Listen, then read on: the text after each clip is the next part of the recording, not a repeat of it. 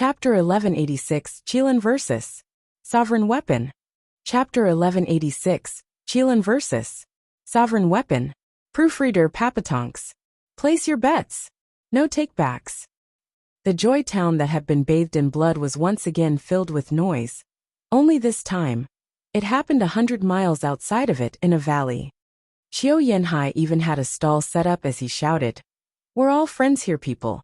So don't be shy and place your bets to make this place livelier. Our young Master San has a 1 to 3 odds. And on the other side we have Steward Jua's secret guard, the apocalyptic sword child 1 to 5 odds. All bets are now open." People already gathered around and started taking out all their valuables. The stall was packed with pills, spiritual weapons, and all kinds of super rare ingredients. With a bang, a large scarlet wine jar creaked the stall's boards. Everyone knew then and there who was the weirdo behind such an exotic bet. Qiu Yanhai's face twitched, turning to the wine sword immortal's red nose. "Senior, while I did say there's no limit to make it livelier, but you can't just take out some jar of wine? That's like 10 spirit stones tops." "You call this 10 spirit stones? What you see right here is an aged and fine wine of the Morong clan. I made the trip to their home just to get it before coming with you all. It's always on high demand. The only reason I'm willing to part with such a great wine is seeing you all so fired up." Wine Sword Immortal patronized. Qiu Yanhai shook his head. "Fine, I'll write down 10 sacred stones, on account of your seniority. Now who will you be betting on?" "Isn't it obvious? Steward Jua's young Master San." The Wine Sword Immortal chuckled. "With all the action going on so far, everyone knows of Gu Santong's strength, no less than ours. And since we've gotten to the sacred domain, everyone reached the Spirit King stage while his power had to have improved as well. As for that sword child, he doesn't look like much, so I'd rather be on the safe side and stick with young Master San." Everyone nodded in approval. Rather than taking a risk on an unknown fighter, they'd play it safe by betting on Gu Santong. A zither then slammed on the stall, followed by a casual voice, "I'm betting on Sword Child." "Lu Mubai." The Wine Sword Immortal gave him an odd look. "You know his strength to bet on him?" Lu Mubai snickered as he shook his head. "Nope, but for Zhua Fan to make him a personal guard, that should be proof enough, right? In fact, I find young Master San awfully rash for taking on his challenge just like that. Knowing the enemy is what gets you victory. While he is an open book, the opponent is sealed shut. That's why the Sword Child has a higher chance at winning." "Makes sense. Exactly what I'd expect from the Zither Sword King, who bid his time to exact revenge for his clan. Calculative and observant." The others lit up and switched their bets from Gu Santong to the Sword Child. The Wine Sword Immortal licked his dried lips as he moved his wine jar as well. "Lu Mubai, I'll trust you on this, but you better pay me back if I lose." "Sure, and my zither is also among those bets, ha ha ha." Lu Mubai didn't mind it, looking at the fighters on their peaks with a smile. Ever since the empire fell, he had felt so relieved having his wish granted, and also brighter in his demeanor. On the side where there was constant cheering, Zhua Fan, Luo Yunhai, and the rest were standing on a hill and watching the two filled with battle lust. Luo Yunhai said, "Big brother Zhua, who is the sword child? Can he take on young Sanzi?" "He should." Zhua Fan said. "Young Sanzi became an early-stage spirit king after coming to the sacred domain, but the sword child is my demonic sword transformed, with half my skills. In fact, he should have all my skills besides my eyes. He shouldn't lose out against young Sanzi." "What?" They all shouted, "He's that divine sword." "Sure is, and precisely because he's not human, but a spirit in a sword, we can't see his cultivation." Zhua Fan nodded. "In his words, he's the same as me, a mid-stage spirit king. As for his strength, we'll just have to wait and see. Letting young Sanzi fight is the perfect chance." The others nodded, with Chower sadly staring at Gu Santong. "Brother, do be careful, the kid is father's sword and not human." In a fight between a divine sword and sacred beast, victory might not be so easy. Gu Santong was totally in the dark about his opponent's nature, judging him by his young appearance, that he was still too young. If he's a sacred beast, his form means he's not matured yet. If he's a human, then that makes him weak as a lamb. So he boasted, "Kid, we're on the same side, so I'll give you the chance to walk away. I won't judge you for it, nor make it hard on you for father." "Young Sanzi, you're as cocky as ever." The sword child smirked. "Even as a sacred beast, you're now in sacred domain, and only an adolescent. There are plenty of people that can kill you. I'll just help father by giving you a fair warning, so the next time you go out, you'll be a bit cautious and not lose your life." "Eh?" Gu Santong shook, giving him an odd look. "Is he really Dad's son?" His tone, his style, his arrogance, they're practically the same. All the others gave Zhuofan strange looks. "Steward Zhua, that's a miniature version of you in child form." Zhuofan smiled. The sword child had taken everything from me, resembling me more than a son. Gu Santong saw no reaction from Zhuofan and made up his mind. It doesn't look like the kid is close to Dad, and I can set him straight. He put on a mean face and smirked. I could accept it coming from Dad, but from a pipsqueak? It sounds more like a taunt. We'll see who beats who soon enough. Gu Santong shot forth, and his fist glowed scarlet as he struck at sword child. Though it was obvious there was some restraint, leaving a third of his strength behind. Though Gu Santong still thought it excessive, and brought it down to just half his strength. "Young Master San, just let loose and come at me with everything. I can easily take it." The sword child smirked, his eyes set as a red glow shot from his finger, and at Gu Santong's fist. Whoosh! A sword wave sword. It clashed with Gu Santong's first, letting out a deafening boom. Gu Santong shuddered all over, and got pushed back 100 meters. His gaze now horrified as he turned to sword child. Soaring sword art. And at peak strength? How do you have such power? Only Dad can unleash it to this level. He inherited Steward Zhua's sword skills fully, worthy of being his sword. Shangguan Feixiong's eyes shook in admiration. Zhuofan grinned. He was connected with me, body and mind till now. It's normal to know the 5 sword arts. And from what he told me, he also learned a 6th one. Now that's something I'd like to see. 6. Shangguan Feixiong and the others nodded. Right, with Steward Zhua learning the sword arts to the peak, his divine sword spirit has to be even sharper, able to combine the 5 arts. Now I'm also looking forward to seeing it, ha ha ha. They all laughed, looking eager as the battle unfolded. At the betting stall, all those who were about to bet on Gu Santong shifted to the other guy. Qiu Yinhai cursed. "What do you think you're doing? Have you no ethics? Saying you'd take it and leave it, but now that young Master San is lacking, you switch tunes? Fat chance. Damn it, I only lost that exchange, and now they've all lost their faith in me? How mortifying, I got to up my game."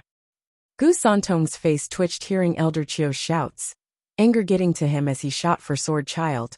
"Lousy brat, I was going easy on you but no more. Get ready, ha ha ha." Gu Santong's hands shook and struck at the air. Boom! It felt like the world was collapsing as the air warped from all the shaking. It got so strong, black scars appeared in space, spreading fast towards the sword child. The cracking sounds jarring to the ears. The audience gasped. The space fractured. Doesn't that mean letting a scar touch you would tear you to pieces? This is too much. Gu Santong's past attempt with this move only warped the air. Now though he was at the Spirit King level and could warp space. Space was the place where everything existed. By rupturing it, then the space being occupied would be torn to shreds. Steward Zhua, it's turning deadly. Everyone turned to Zhuofan. He was still just looking with a smile. The kid ain't human, making no difference even if the sky got torn apart. The others exclaimed. But of course he's a divine sword. The space rupturing won't affect him. Chapter 1187 Fatality. Chapter 1187 Fatality. Proofreader, Papatonks. Condense. The spatial crack struck at the sword child like a viper, the blackness therein promising to swallow him whole. Sword child couldn't care less, evident by his smirk, as he shouted and flicked his hand. A cold wind blew, and the encroaching scars slowly lost their speed until they froze in place, with a trace of ice even revealed on them. Gu Santong gasped. heaven-sealing sword art. Ha ha ha, yes, I am Master Sword. Any sword art he knows I know. That's why, young Master San. Feel free to come at me with everything. The sword child smiled, finally going for Gu Santong. He waved a finger and flames exploded into an inferno. The black gaps in space merged with the flames and slowly healed. With the path cleared between the two, the sword child had an easy time shooting for Gu Santong's face to poke him with a crackling finger. Gu Santong's face twitched and stepped back while using his fist to defend. Decimating sword art and sundering sword art. How is it you know all my dad's 5 sword arts to perfection? No son could ever do so much. Who are you? I told you I'm Master Sword. Bam! Gu Santong unleashed his full power at long last, his fist sending a scarlet wave that struck at the purple thunder sword wave. The intense clash had crushed 40 mountains around the area to dust. Gu Santong shuddered, forced to step back from the aftermath. The sword child laughed as the shock wave came, pointing at Gu Santong. I am a divine sword in body, not of flesh and blood. I don't fear my insides getting jolted, not when I haven't got any. That's where a sacred beast differs from me, vaulting sword dragon soar. With a draconic cry, the sword child pressed his advantage, sending another sword wave with his finger. This time, Gu Santong barely got himself steady to brace for impact. All he could do in the end was punch back. Bam! Gu Santong's hasty punch lacked his full power, and was once again pushed back. The sword child smiled, standing still. Most cultivators would try to settle the rattling inside them before the damage mounts, instead of unleashing strikes so fast. I don't have such a problem. I could hound you and kill you in just 10 moves, all while you couldn't even defend. The outcome is clear and there's no point of fighting, ha ha ha. What a deadly sword. The audience gasped in shock. Steward Zhua. A humanoid divine sword is so dangerous, bereft of weaknesses. His body is even stronger than a sacred beast, unheard of. Zhua Fan nodded. Yeah, even I didn't think young Sanzi would lose so fast.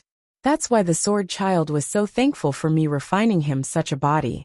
As a divine sword, it's truly godlike. I wonder if there's anything out there that can hold him back. Zhua Fan mused. He has everything I have except for the eyes. Everyone was grave. The sword child is simply monstrous. But what if he turns on us? He called himself Zhua Fan's sword. But that was a weapon in the end, one that had no will but to follow its master's intent. But with the kid as he is, Steward Zhua, he's got your smugness to a T. Lung Wuchang pointed out. Though he looks rather young, and youngsters tend to have overblown egos. Zhua Fan nodded. Yes, he's just like me. Only that in my early years I was restrained, more ruthless than brash. He has no constraints. And while he is a second me, we will most likely walk different paths. And he needs someone to watch over him. Brilliant, Steward Zhua. Lung Wuchang nodded. Zhua Fan's eyes turned frosty as he observed the fight. Gu Santong was a powder keg ready to pop from being pushed around so much. He roared then, and in a flash of red, the image of a 300-meter Qilin appeared overhead, its roar shaking the world. The Spirit Kings felt their hearts seize from shock. Young Master San wants to go all out, making everything shake. Can the sword child take it? I'll just bet this wine jar on young Master San. Wine Sword Immortal got shocked as well, and switched his bet again, with many others following him. Only Lu Mubai and a few others were relaxed. Wine Sword Immortal, you're gonna be sorry. Check out the sword child's look. Wine Sword Immortal turned, and only now noticed that despite Gu Santong raging and roaring, the sword child held nothing but disdain in his eyes. Young Master San, since you don't know a helping hand when you see one, you leave me no choice. The sword child's eyes shone and raised a finger. A black power gathered. You went all out, so you should have a look at my 6th sword art, apocalyptic sword strength. The prideful Gu Santong's eyes shook, unable to take the other's naked taunt. He roared and his power surged before he punched with both fists. Lousy brat! Have a taste of this upheaval, a soaring Qilin smite. The piercing howl rang in everyone's ears as the Qilin image opened its maw. It then shot for the sword child with fury burning in its eyes, ready to burn the world if it had to. Come on! The sword child snickered. the black sword wave ready as he struck. Who?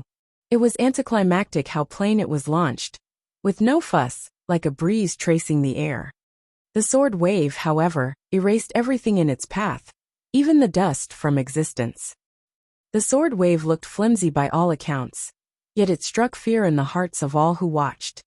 It was not total destruction and explosiveness that was scary, but the silent yet decimating moves that could take lives without leaving a sign. Zhuo Fan was out for 2 seconds before he came to and understood the gap between the fighters. Sword child, stop this right now. Too little too late. The black sword wave reached young Sanzi's Qilin image, but there was no bang, not even a fizzle. The black wave passed through the image, making it pause before fading away, purged from this world. Young Sanzi coughed blood at the backlash, looking pale, but the black wave was coming with death behind it. Young Sanzi panicked, everyone panicked. This is fatality. Sword child, didn't you hear me? I told you to stop. Zhuo Fan shouted in anger. Sword child's brow shook and gave a cruel smile at the panicked face, with no intention of stopping.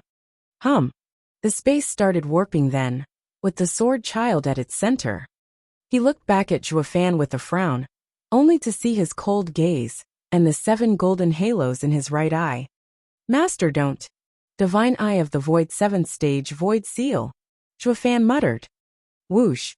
The space contracted, and the sword child shook as his eyes went blank and collapsed. He turned back into the pitch-black sword, with a dim glow.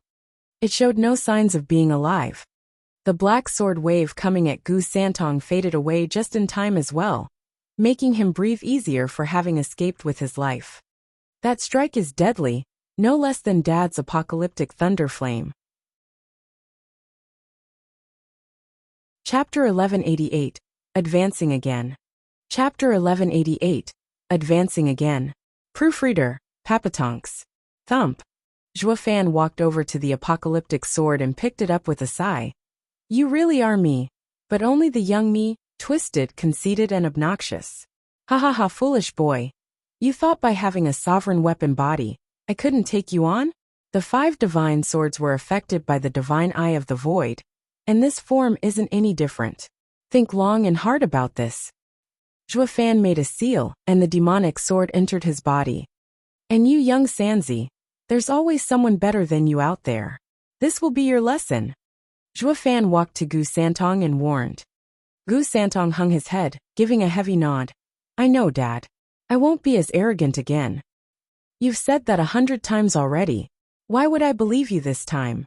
Ha ha ha, you'll learn the more you suffer. Zhuo Fan shook his head. The others came over and bowed. Steward Zhuo, how will you handle the sword child? He's a loose cannon. I'll handle it, don't worry. Zhuo Fan soothed their fears. With these few days of peace, we've found a temporary residence in the sacred domain. To grow bigger, however, we must first take down one of the 8 emperors. That being said, I'll be setting out to get a feel of the sacred domain's current situation, to remove all unknowns. Wait for my message, and be ready to move. Won't it be too dangerous to go alone? Yeah, I'll come with you. Luo Yunchang spoke up, with Bali Yu stepping forth. Zhuo Fan calmed them down. It's fine. The sacred domain is my world. I know it better than any of you. I have enough strength to survive even an encounter with an emperor. Rest assured that I'll be all right. Shuanger, come over for a minute. Zhuo Fan called Yin Shuang to remain after the others were now at ease, and whispered. Did you finish what I asked you to do? Did you divine her location? Yin Shuang's brow shook. For some reason, I am blind to Sister Qingqing's fate just like yours.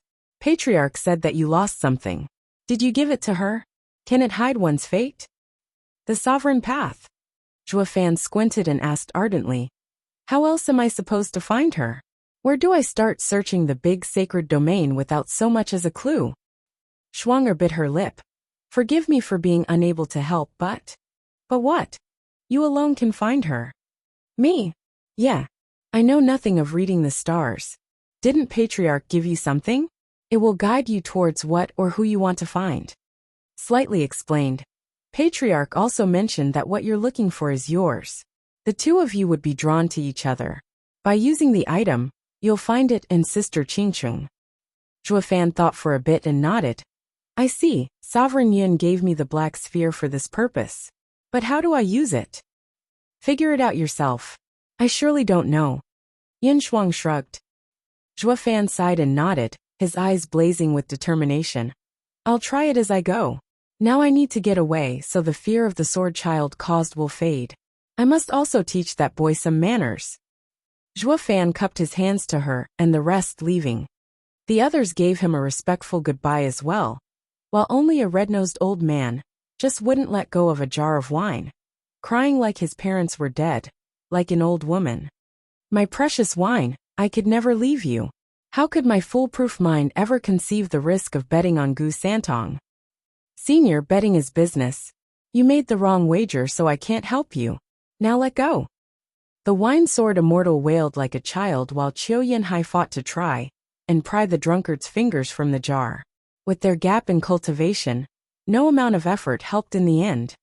Zhuofan's face twitched and gave the two geezers a long look. What was I thinking bringing these fools? Zhuofan left as the rest sent him off. After a good distance, he looked around and found a deserted cave, setting up an array to hide himself as he took out Sovereign Yun's black orb. Looking into the sacred domain's situation was more of a whim, while finding Chu Qingqing was his real goal. He couldn't have said that to the guys, since they came with him to a new world to settle down, not help him find his woman. How could their de facto leader ever do such a petty and irresponsible thing? When they found out he was up to no good, going on a hike, they might just as well go out and meet their fortune elsewhere. A remarkable leader had to, at all times, inspire fairness and grandeur. As for looking after my family and other private stuff, that goes behind doors, hee. Taking out the black orb, Zhuofan stared hard. Qingcheng, where are you? And how do you start this thing anyway? Sovereign Yin, what a guy, giving me the tools but not the manual. Where do I even start? Zhuofan whined. As he stared deep into the orb, his gaze grew hazy, and the darkness inside the orb swirled, pulling him in. Who? Zhuofan shuddered and his eyes went black. He plopped on the ground with eyes wide open, coming to his senses the next moment, only to find himself surrounded by stars in a black space. Stars flew by him so close, he could reach them with his hands. Where am I? What am I doing here? Zhuofan jerked around and then recalled. Sovereign Yun's place was the same. My mind must have entered the orb. Is this how you use the treasure? But how am I supposed to find her now? Zhuofan frowned, looking up at the glittering stars in doubt while he paced around in thought. Yin Clan's holy maiden can read the heavens through the stars. Sovereign Yin reads mortals' fate through the stars as well. Maybe to find Qingqing I have to understand the stars' motions? Should I go to Shuang'er for tips? But it looks more like a trait than an art. Yin Clan's leader is the only one able to do it. What to do? Zhuofan stared at the sky, in a dilemma. His face began slacking as he took in the stars' glows, noticing something peculiar. Kid, humans are the ultimate beings of the world, the basic of all other things. Humans hold 360 small cosmoses within that work in tune with the universe. Each person has a protector star. When you observe the skies, you are in fact looking at their fate. Your eyes do not see the starry night sky, but the universe's cycle of reincarnation. To find what you seek, use your heart, and you will grasp it. An aged voice whispered in his ears, making his heart jump and focus harder on the stars. Zhuofan stared blankly, ignoring everything, time itself, as he gazed upon the stars and their movements. His yuan qi began moving along with the stars, in strange and baffling patterns. At one point, he realized the stars melded with him. Looking at the stars was like looking at his body's innards. The flow of blood, breathing, all made his organs shake, understanding it all. I want to find Qingqing. As he grasped everything, his heart throbbed and the stars followed his wish. His senses perceived as the brightest 9 stars formed a line, shooting eastward. 9 stars in a row, deceiving the heavens and changing fate, hidden from a sovereign's power. She's in the east. Zhuofan lit up and shook awake. He got up and found the black orb at his side. Putting it away, Fan was in high spirits as he shot out of the cave. He noticed it was dark then, with the stars in the sky being the same ones he saw in the orb, and the brightest 9 forming a line. Was it the black orb affecting the stars? Or did they reflect what was in the black orb? Or maybe Fan was controlling them? Confused, Fan felt stunned. Hot damn, I advanced again. I'm now a late-stage spirit king. What's more important was that his surface cultivation level had dropped to the first layer of bone tempering stage. My heart grew once more. Chapter 1189, The Ruby Cloud Sect. Chapter 1189, The Ruby Cloud Sect. Proofreader, Papatonks. Whoosh. Beneath the sunny and clear sky, Fan darted across the land, his eyes holding a strange light as he used the stars to be his guide. Glancing at the sky, he squinted and smiled. He was getting close to the last of 9 stars' position, close to the one he wished to see. Fan got excited. Ever since he saw the stars inside the black orb, he felt odd, like there was something connecting him with every little thing in the world. He could even see the stars in broad daylight. Senior sister, Master had us take the purple gold glazed cup and meet up with Senior Aunt's group in Mist City for a treasure competition to make sure we get our hands on the map to the Nether Sea. But I just don't feel right leaving junior sister behind all by herself. And why not? That dumb girl is as plain of talent as she is of strength.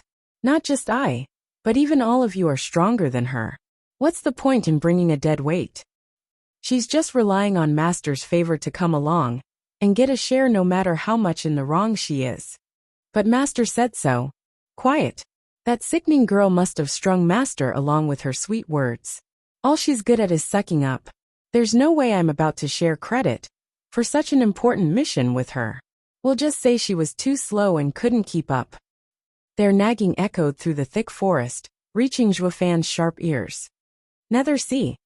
Isn't that the Nether Sovereign's place? Although I've caught a glimpse of it in the Mortal Domain's whirlwind tunnels, I had no idea how to enter it. But could such a map be real? Fan paused and rushed over to the forest. He got his clothes in order and casually walked through the vegetation. Russell. Who's there? A sharp cry came as 6 sharp swords glinted as they shot for the bush. Fan felt their bloodthirst before he saw their faces. Fan snickered but still faked panic. Wait. I lost my way and don't mean any harm. Fan rushed out of the bush, shaking in fear. Before him were 6 pretty girls, all perfect beauties in their own right, yet their cold eyes ruined the image. They sized him up and noticed him in the bone tempering stage. They sighed with ease and the leader, their senior sister, mocked. You're so old yet only in the bone tempering stage? Never knew someone like you existed in sacred domain. Humph, so weak and yet you're wandering around a forest? A spiritual beast might pounce on you at any time, and leave only your bones behind. Very true, I also know this is dangerous, but I have to earn a living. There's nothing else I can do besides picking herbs, ha ha ha. Fan gave a silly laugh, his face foolish as his sharp eye inspected their cultivation. Oh, 3 spirit kings, 1 mid-stage, 2 early stage, with the rest being at peak Genesis stage. Quite a strong team. Fan snickered and bowed again, pretending to be confused. Mrs., may I ask you what is up ahead? I've been in this forest for 3 months, unable to come out. A mere bone-tempering cultivator got what he deserves being stuck out here, when you can't even fly. The senior sister relished in his predicament, with the other girls shooting him mocking smiles. She said again, feeling proud for some reason. Boy, you're better off turning back before you meet your end in this forest. And don't go any further, lest you want a painful death. Why? Ahead is the Ruby Cloud Sect, the senior sister sneered. Fan exclaimed, his face sinking. I was wondering why this place felt familiar. It turns out to be close to the Ruby Cloud Sect. Humph, I've been following the 9 stars for so many months, ignoring the places I pass. Also I can find my wife. Oblivious to his reaction, or better yet, never even registering anything about Fan's person, the senior sister arched her slim eyebrow and kept on patronizing him. You must have heard as well of my sex rules. Any man that dare come uninvited is to have a fate worse than death. Dying in a spiritual beast's mouth is heaven compared to that. So be smart and get lost, humph. Haha, you think I don't know that? Who doesn't know of those old biddies and their menopause? Zhuo Fan snickered inside, showing a weird smile on the outside. Does that mean you're all Ruby Cloud sect disciples? Yes, scared now. The 6 girls thrusted their chest out in pride, their eyes holding nothing but loathing. We're on a mission right now, and even though we're on a tight schedule, you should be honored for us to look after a nobody like you. If you had met our master, hee. Clang. Zhuo Fan's smirk grew wider, clenching his fists. If I really had met your master, it would have been really bad indeed. As for you, Zhuo Fan's Qilin arm gave a cold aura. Senior sister, please wait up. A gentle voice sounded, and a girl of around 20, dressed in white, huffed as she entered their sights. Just another corpse. Zhuo Fan huffed inside. The others were annoyed. How did this girl even follow us? She's worse than a ghost. Senior sister. The girl giggled as she landed on the leader's side. Why didn't you wait for me and went ahead? I could hardly keep up. The senior sister rolled her eyes in disdain. Junior sister. The road is dangerous and we didn't want you to tire and meet with danger. You should go back. Master cares for you so much and won't punish you for returning. Just say that I told you so. Senior sister, don't say that. We're close sisters, and I can help you when you're in trouble. It's also my very first mission outside the sect. I can't just fail it. The girl was quite lively, totally oblivious to her senior sister's disdain. She was like a sheep raised in the pen that had never braved the dangers of the wild outdoors. Zhuo Fan snickered, giving her a long look. Your senior sisters only think of you when they say you should stay in the sect. The world is fraught with dangers, ha ha ha. Zhuo Fan clenched a fist behind him, his eyes gleaming coldly. Hey, who are you? You can also tell they're nice to me? With a pure smile, the girl turned to Zhuo Fan. Zhuo Fan held the same odd smile as he nodded. Yes, they're so nice to send you to hell, but now I see you came for death yourself. Ugh. Zhuo Fan shuddered just then, looking deep in the girl's eyes, and felt his heart racing. She's really plain, no amazing beauty, but delicate and innocent. Those eyes gave him a familiar feeling. The girl looked into his eyes at the same time, lost for a moment. Have we met before? What is your name? Zhuo Fan's heart jumped. Qingcheng. The girl spoke without hesitation, considering Zhuo Fan as one of her friends on the spot. Chu Qingcheng. Zhuo Fan froze as he took her in fully and muttered like in a dream. Chu Qingcheng, still the same name. His numb mind looked in the distance, then turned to the girl's lost eyes, the fist behind relaxing as he smiled. Qingcheng, I found you at last. The rough hands held Chu Qingcheng's soft cheeks, his eyes looking only at her, and appreciating her for who she was with a soft gaze. Chu Qingcheng showed no revulsion to this stranger. She felt an odd sensation inside, like she knew this man, but could not recognize him. Chapter 1190. You have to be mine. Chapter 1190. You have to be mine. Proofreader, Papatonks. Bam! Zhuo Fan drew closer as he held that cute face, but then a palm sent him flying, and into the ground. Chu Qingcheng jumped and blushed hard as she recalled what happened. Damn punk, you got some nerve going after a Ruby Cloud sect disciple. You must have a death wish. The senior sister started cursing at Zhuo Fan on the ground, about to stomp on his legs for good measure. Chu Qingcheng saw it, and managed to stop her. Heavens damn it, nosy crow. Zhuo Fan's brow twitched as his anger boiled. The couple finally got together after so many years, but they couldn't even enjoy the reunion, as the retarded biddy had to ruin it. Zhuo Fan wanted nothing more than to flatten them to a gooey mush. The only thing holding him back was knowing Chu Qingcheng was from Ruby Cloud sect. So he took a deep breath to bottle the rage. It just wouldn't do for the husband to waste his wife's besties in a fit of fury. Why did Chu Qingcheng end up appearing in Ruby Cloud sect of all places? Checking the 9 stars direction, and recalling the familiar feeling he got from this girl, Zhuo Fan was certain beyond any shadow of a doubt that she was Qingcheng, and not just in name either. making a monumental effort to restrain himself. Zhuo Fan put on a pained look as he crawled to his feet. He saw the angry shrews and raised his hands in a rush to explain. Sisters, please. The striking similarity young miss has with my late younger sister made me lose myself in emotions. It won't happen again next time. Next time? You think you can just touch a lady's face?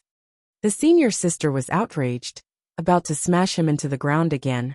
But Chu Qingqing jumped in. Senior sister, please. He must have loved his sister dearly and didn't know that he was doing something improper. It wasn't with intention, so please don't blame him. Humph, blame him? For what? It wasn't me who he was hitting on anyway. Since you don't care, why should I? The senior sister flicked her sleeve with a snarl, flying away with her other sisters. Let's just go and not waste time with that fool. She deserves being taken advantage of for falling for a rotten man's lies. Senior sister. Chu Qingqing cried after her. But the women were gone, and she hung her head sadly. She then blinked her big bright eyes at Zhuo Fan. Did you do that because I looked like your little sister, or was it on purpose? Under her hopeful and intense gaze, Zhuo Fan knew she was looking for comfort, to justify her act of kindness. It would have been so much easier to just nod and play along. While he didn't mind with others, towards Qingqing he could lie. Now that the extras were gone from butting in, he could come clean. No, I really couldn't help myself, but not because of my little sister, since I don't have one. It's because of my lover. Wah! Chu Qingqing went red on the spot. Then she glared before turning to leave. I was wrong about you, thinking you were nice. But it turns out you're just like senior sister said. You did it to take advantage of me, and end up making them call me a fool. Chu Qingqing looked hurt, following after the women when Zhuo Fan shouted. Wait! What now? If you try anything, you'll be sorry. Chu Qingqing paused, then looked back at him hesitantly and threatened. Her tone only made Zhuo Fan chuckle. She's in Genesis stage and I'm in bone tempering stage, by all appearances. Yet she is using that shy tone? How is that normal? Zhuo Fan shook his head, giving her a long and deep stare. Miss, I was not toying with you, nor did I try to take advantage of you. It's truly because I see you as my lover. My wife died and seeing you resemble her, emotions overwhelmed me. Chu Qingqing started, looking in Zhuo Fan's honest gaze, and blushed as she gave a weak nod. You must really love your wife. Then I won't hold you to what happened. The naive young miss turned around, wanting to leave with the matter settled. Wait. What is it this time? Chu Qingqing paused and looked back curiously. Zhuo Fan sighed. Miss Chu, I can tell you're a good person. Could you do me a little favor? I got lost in this forest, and could you give me a lift? Take you with me? You can't. I guess I can. She looked conflicted, but against Zhuo Fan's request, she just couldn't find it in her to refuse. She shyly got to Zhuo Fan's side and looked to see if the coast was clear before she reached out around his waist. I'll fly you out. Jay, just don't move. Chu Qingqing jumped and they were in the air. Pa! Zhuo Fan took this moment to reach around her waist. Chu Qingqing panicked and blushed harder. What are you doing? Hands off. Miss, I'm a bone-tempering cultivator, and I'm scared for my first time flying. With a wide grin, Zhuo Fan took all the advantage he could. Chu Qingqing was left succumbing to his sly hand, and focused on making the trip as short as possible. Pa! At one point, Zhuo Fan's head up and leaned on the girl's shoulder. Chu Qingqing jerked and cried again. What are you leaning on me for? First time flying is scary. Zhuo Fan smiled wider, to which Chu Qingqing gaped. She was simply powerless against Zhuo Fan's slick tactics and reasoning. Despite it all, she still couldn't find a reason to hate him, taking a deep breath to warn instead. Hey, have some manners. Try anything again and I'll drop you. This time Zhuo Fan went for the kill, moving from simply leaning on her shoulder to hugging outright. Chu Qingqing's heart was in chaos, her cheeks steaming from how red they were. What are you doing? Let me go. No, I'm scared of falling.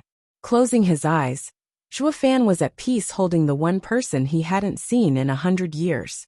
He was too content to let go. Chu Qingqing was frantic, and landed on the ground before someone saw them. She could never let her senior sisters see her like this. It was too damn mortifying.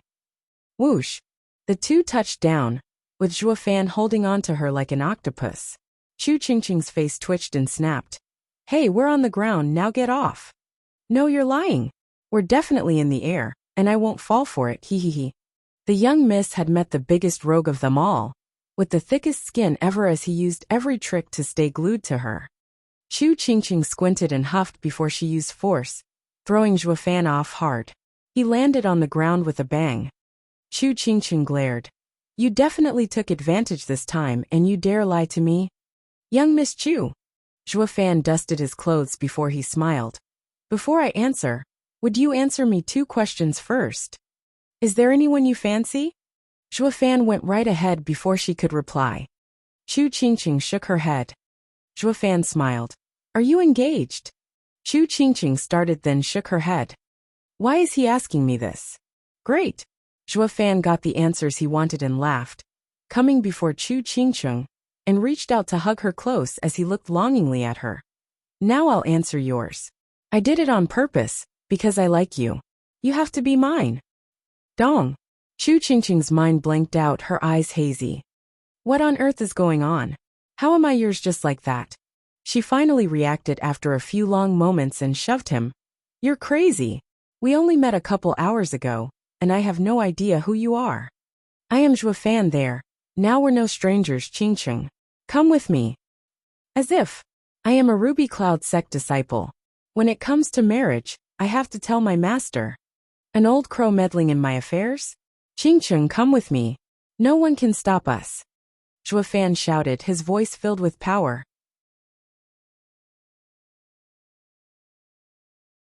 Chapter 1191, Annihilating.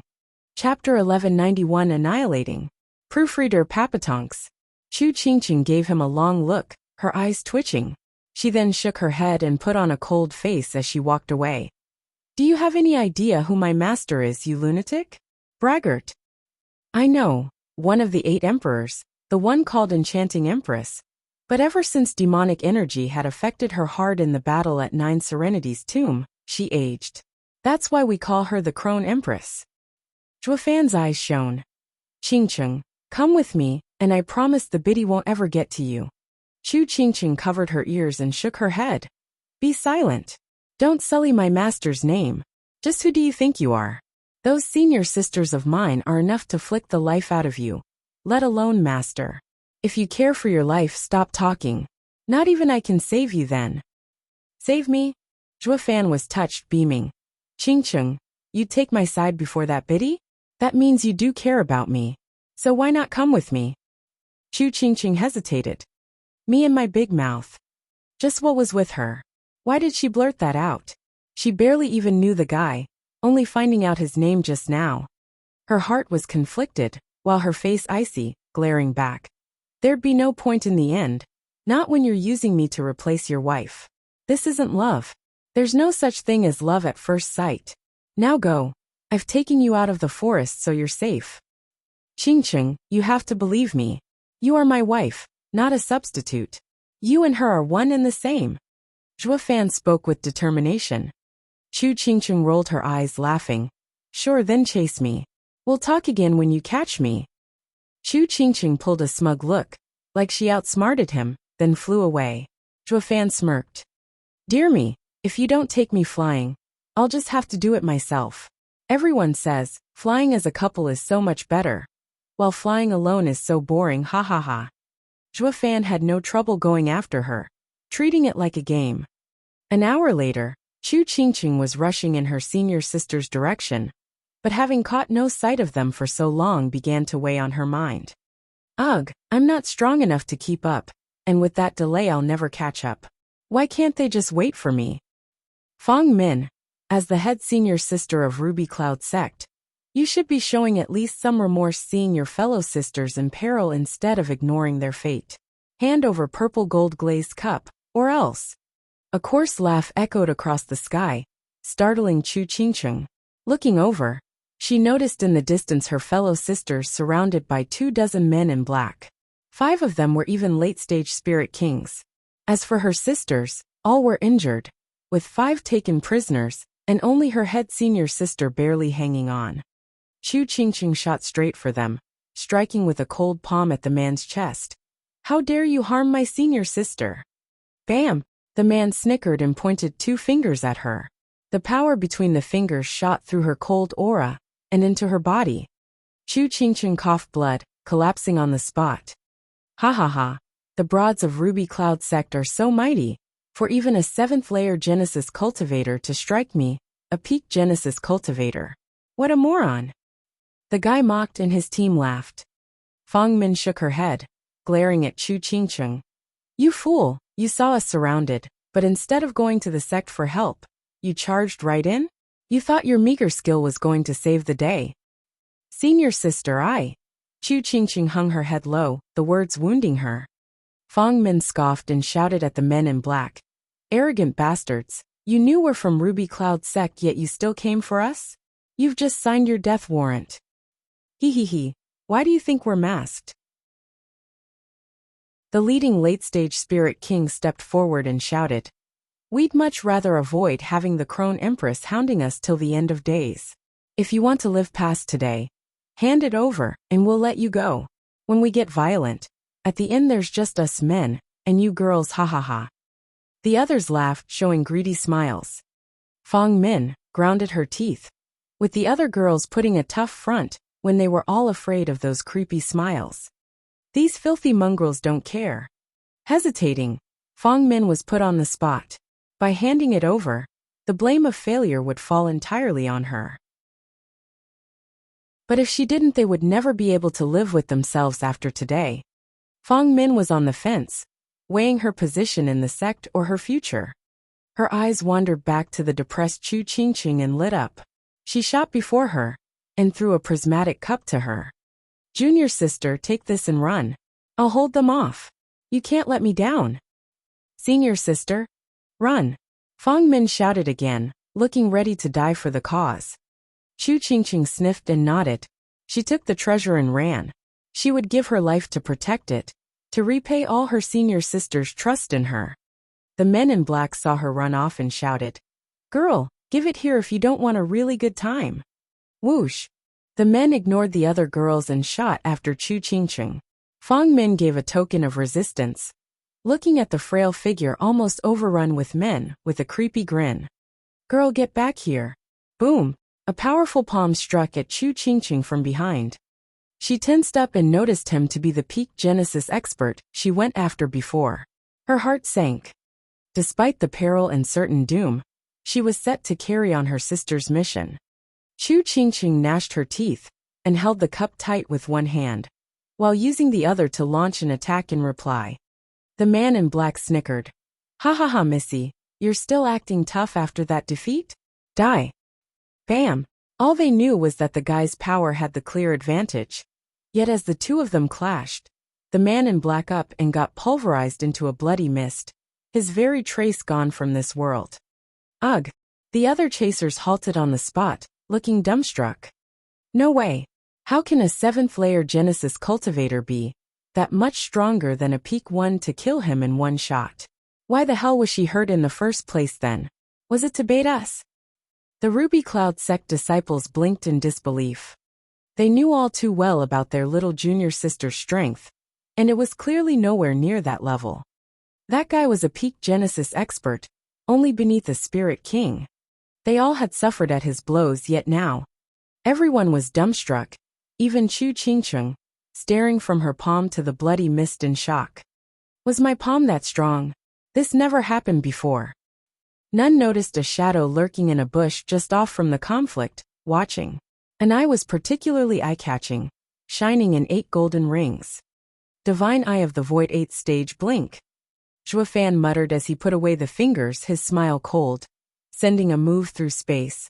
Right in front of the opponent before they react is in the realm of a Spirit King's spatial control skill, catching anyone off guard. Ha ha ha. Zhuofan glanced at the stunned Fang Min, his face hard. This woman knew Qingqing couldn't handle them, yet still handed over the treasure and faked holding them. What a twisted heart. She did it to save her skin and shirk responsibility for failure, letting Qingqing take the fall. For messing with my wife, her fate is death. Qingqing might look innocent as a lily now, but her man ain't just going to turn the other cheek. Chapter 1192, Killing a Spirit King. Chapter 1192, Killing a Spirit King. Proofreader Papatonks. Girl, you've been holding out on me. Once the reality of the situation sank in, an aged man in black shot forth as he released his deadly aura. Never would I imagine that I'd have to step in against some lousy girls. Now it's time for you to join my brother. The man raised his hand, and the air around Chu Qingqing warped. Chu Qingqing cried out, "A spirit king. I may be at the early stage, but I'm a spirit king nonetheless. Against a 7th-layer Genesis cultivator like you, it's more than enough. You can hide as much power as you want, but it still won't touch upon a spirit king's might, ha ha ha." The man's eyes shone with pride. Chu Qingqing's face grew hard, her heart sinking as she took out a 12th-grade spiritual sword, as she stood on high alert to all movement around her. However, the trembling gave her unsettled mind away. Deep down she knew an attack could come from anywhere, especially since she was up against a spirit king, who could control the space around her. What was she to do? She was wound tighter than a violin, tense and anxious. The men in black snickered at her being so jumpy. The spirit king laughed and grabbed. "Say goodnight, girl." Whoosh! The space shifted just then, and a rain of arrows launched for Chu Qingqing. She panicked, her face paling. A spirit king could attack out of the blue, giving her no time to react. She clutched the spiritual sword harder, feeling like she was about to fall. "Qingqing!" Her fellow sisters shouted in worry. Wounded as they all were, they had no hope of providing any help, only staring helplessly as their little junior sister was about to meet her end. Whoosh! The downcast Chu Qingqing up and vanished from everyone's sight, leaving the arrows to miss their target. The spirit king shouted, "Where is she?" Above. From behind his cozy little bush, Zhuofan grinned to himself as his right eye shone in one golden halo. Divine Eye of the Void first stage shift. Chu Qingqing popped back into their sights, just half a meter above the spirit king's head, looking as dull as ever. What just happened?" The man in black panicked, his eyes filled with confusion. "What was that? I had control of the entire space, so why did this chick appear next to me without me sensing her? Just who am I dealing with here?" The guy and Chu Qingqing shared an equally dumb look of stupefaction, forgetting who they were. The rest just stared at them like statues. Chu Qingqing's sisters were overwhelmed. What supreme skill was that? How did she do that? The spirit king clearly didn't notice her either. One senior sister cried out, "Qingqing, now's your chance, attack." Chu Qingqing woke up from her daydreaming at long last. Right. She couldn't get a better shot than this and slashed down. The spirit king had no way of taking on a 12th-grade spiritual weapon with his body and surviving. Chu Qingqing perked up and went for his head. The man reacted fast, flicking his sleeve and revealing sharp fingers as they aimed to grip Chu Qingqing's wrist. With his power, it wouldn't stop as a mere seizure of the hand, but breaking it completely. The girls sighed inside. Even with Qingqing so strong, a spirit king still has the upper hand even at such close distance. Their gap in experience shows. Chu Qingqing knew this as well, and her heart sank. For some very peculiar reason though, the man's claw and the entire arm up and got flung in the air as it sprayed blood everywhere. The guy was frozen stiff with an utter dumbfounded look in his eyes. What the name of all that's holy going on here? Can anyone explain it to me? He would never get to know the truth, not like anyone here knew anyway. As he lost his golden chance to stop Chu Qingqing, her sword came down with ease. The Sword King got split in two, his innards and spilling out like molasses, soaking the dirt in his blood and guts. His separated eyes were still as confused as before, unable to unravel the profound mystery of his death. The shock outcome was so great, everyone was in denial of what they saw. Chu Qingqing handling a peak Genesis expert was unexpected but understandable somewhat, but doing it to someone a stage above. That guy had shed the mortal coil, and became a spirit king. And yet he got done in with a sword, something not even a peak sword king could do. Everyone's eyes twitched as they looked at Chu Qingqing in fear and confusion. Her senior sisters as well were slack-jawed with popping eyes. Thump! The late spirit king and leader of the men landed before Chu Qingqing. While his features were covered, the cloth couldn't hide the naked bloodthirst in his eyes. Appearance is an illusion. A chick like you looks harmless as a puppy, yet a true expert hides underneath all that facade. He cupped his hands to her, shouting, "Please oblige me a few moves, young miss." He unleashed his power, and the space all around started fracturing. The men in black cried out and cheered. Chu Qingqing was shocked to the core, forcing herself to breathe under that stifling power. Even as it pushed against her, she managed to stand still. The man grew grave. "Young miss, you're not going to show your true strength? You showed great power by dispatching my people with frightening ease. Yet you can't even handle my pressure?"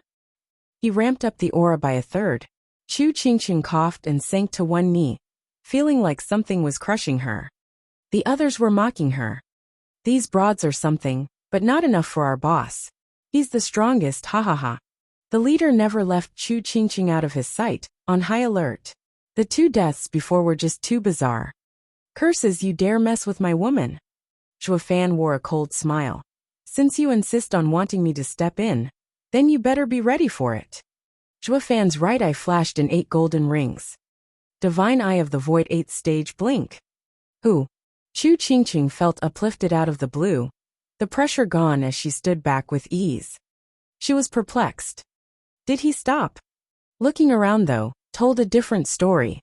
The air around her was still shimmering, the grass beneath her was flattened and the rocks pulverized, yet 10 meters around her was right as rain. Chu Qingqing was stumped. What's he playing at this time? The guy cracked up and looked ready to fight. "So you're finally giving your all? Let's do this then, young miss." See that? She's standing under the boss pressure. Only spirit kings can do that.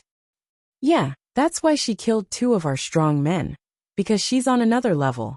We were too careless, taken in by her average appearance, when she was nothing but a spirit king expert.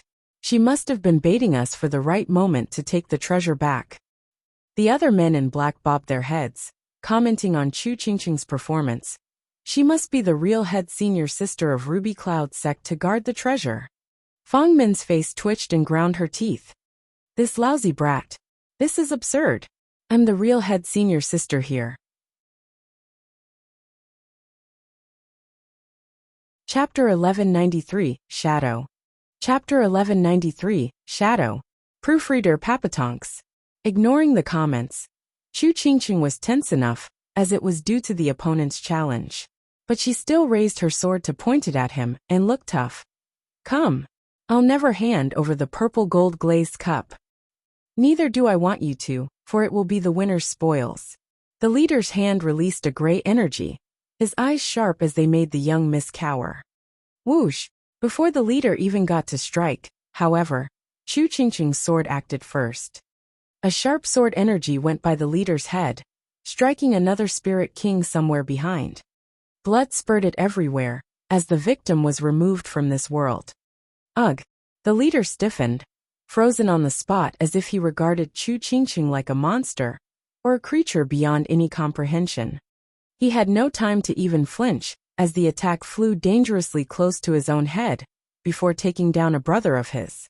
Just an inch to the side, and it'd have been him instead. Gulp.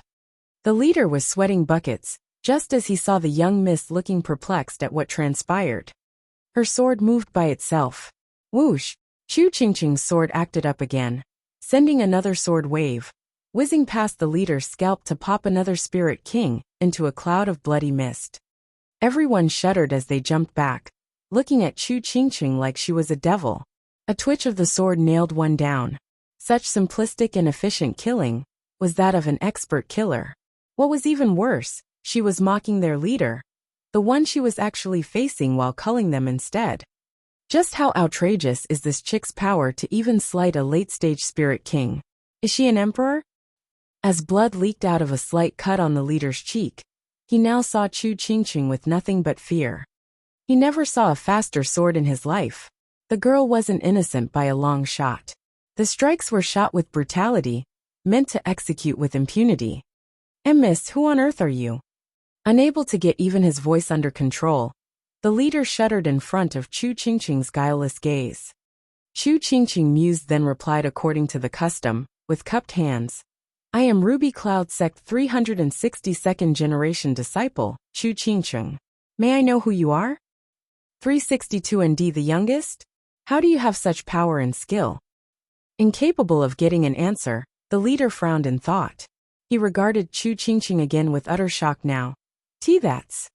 A shadow grew behind Chu Qingqing, dark and shifty, and he only realized it now thanks to his Spirit King level cultivation. The force he felt from it left him weak in the knees, and he staggered back. He hastily cupped his hands. I am in awe of Miss' incredible feat of strength. We'll meet again if fate wills it. Let's go. The leader waved and was the first to flee for his life, his back soaked. The rest of his men were right behind him. The Missy must be really something for the boss to choose retreat over attacking.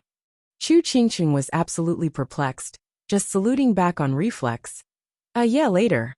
Humph, what frickin' later? You came for a fight, so don't think of getting out alive.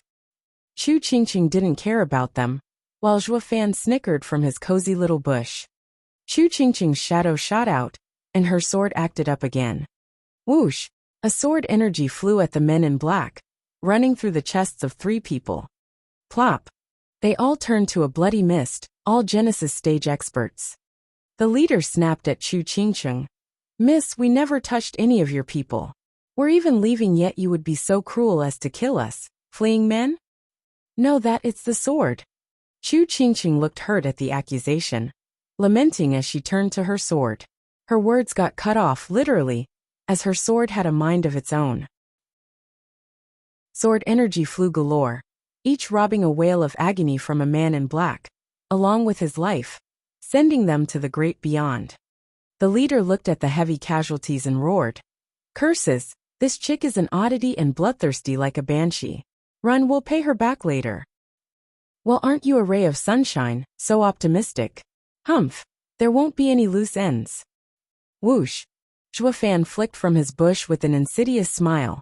Chu Qingqing's shadow moved her hand, and sent more sword energy flying, making it so it was all her doing. The sky was filled under the gaudy lights of the sword waves, soon covering the ground in fresh and bloody corpses for the new grass to grow. The Ruby Cloud sect disciples looked startled. Since when was junior sister Qingqing so cruel? Chu Qingqing watched as lives were mowed down like grass on the verge of tears, shouting, Stop, please stop. No can do, Qingqing. I'm ending this here and now for your sake. Zhuo Fan muttered from the bush. Chu Qingqing held the sword with both hands, trying her best to get it under control. She cried, Stop this instant or I will cripple my meridians. Without my yuan qi you can't do anything. Zhuo Fan listened at last, with a shake of his head. Fine, since you said so and if it'll make you happy. Chu Qingqing's shadow settled, and the flood of sword energy slowed down to a halt.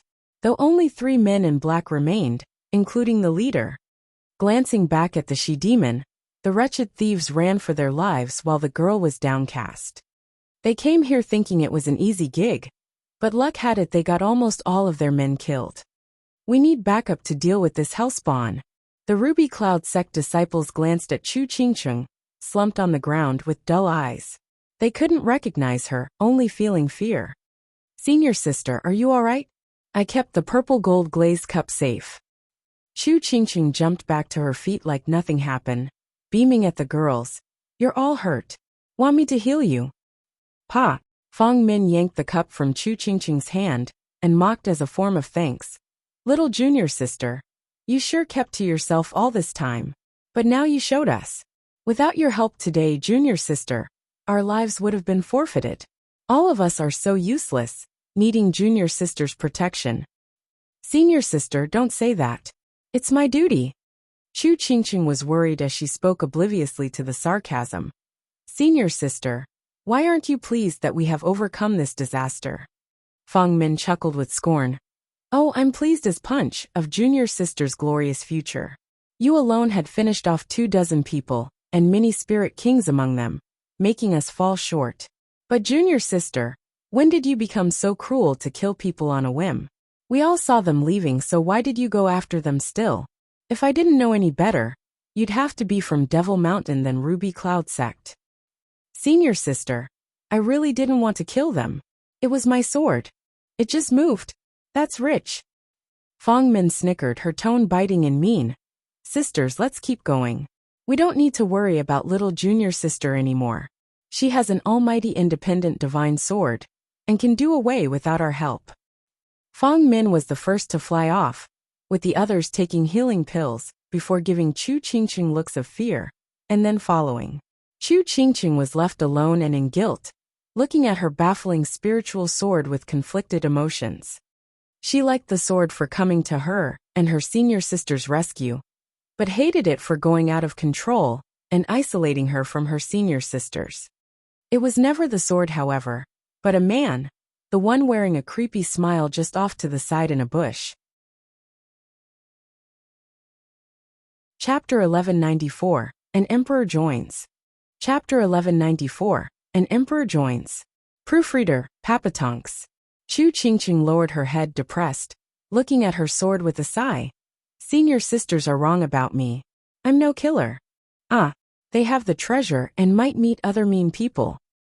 Chu Qingqing started and spoke to her spiritual sword. Cerulean, we have to protect senior sisters, but you have to behave and not kill whenever. You have to listen or... Chu Qingqing's voice drifted, not knowing how to threaten her rampant spiritual sword. Or I'll just get another one. Ding! The sword slightly shook in ridicule. You call that a threat? Besides, that wasn't me, so why are you threatening me? Humph.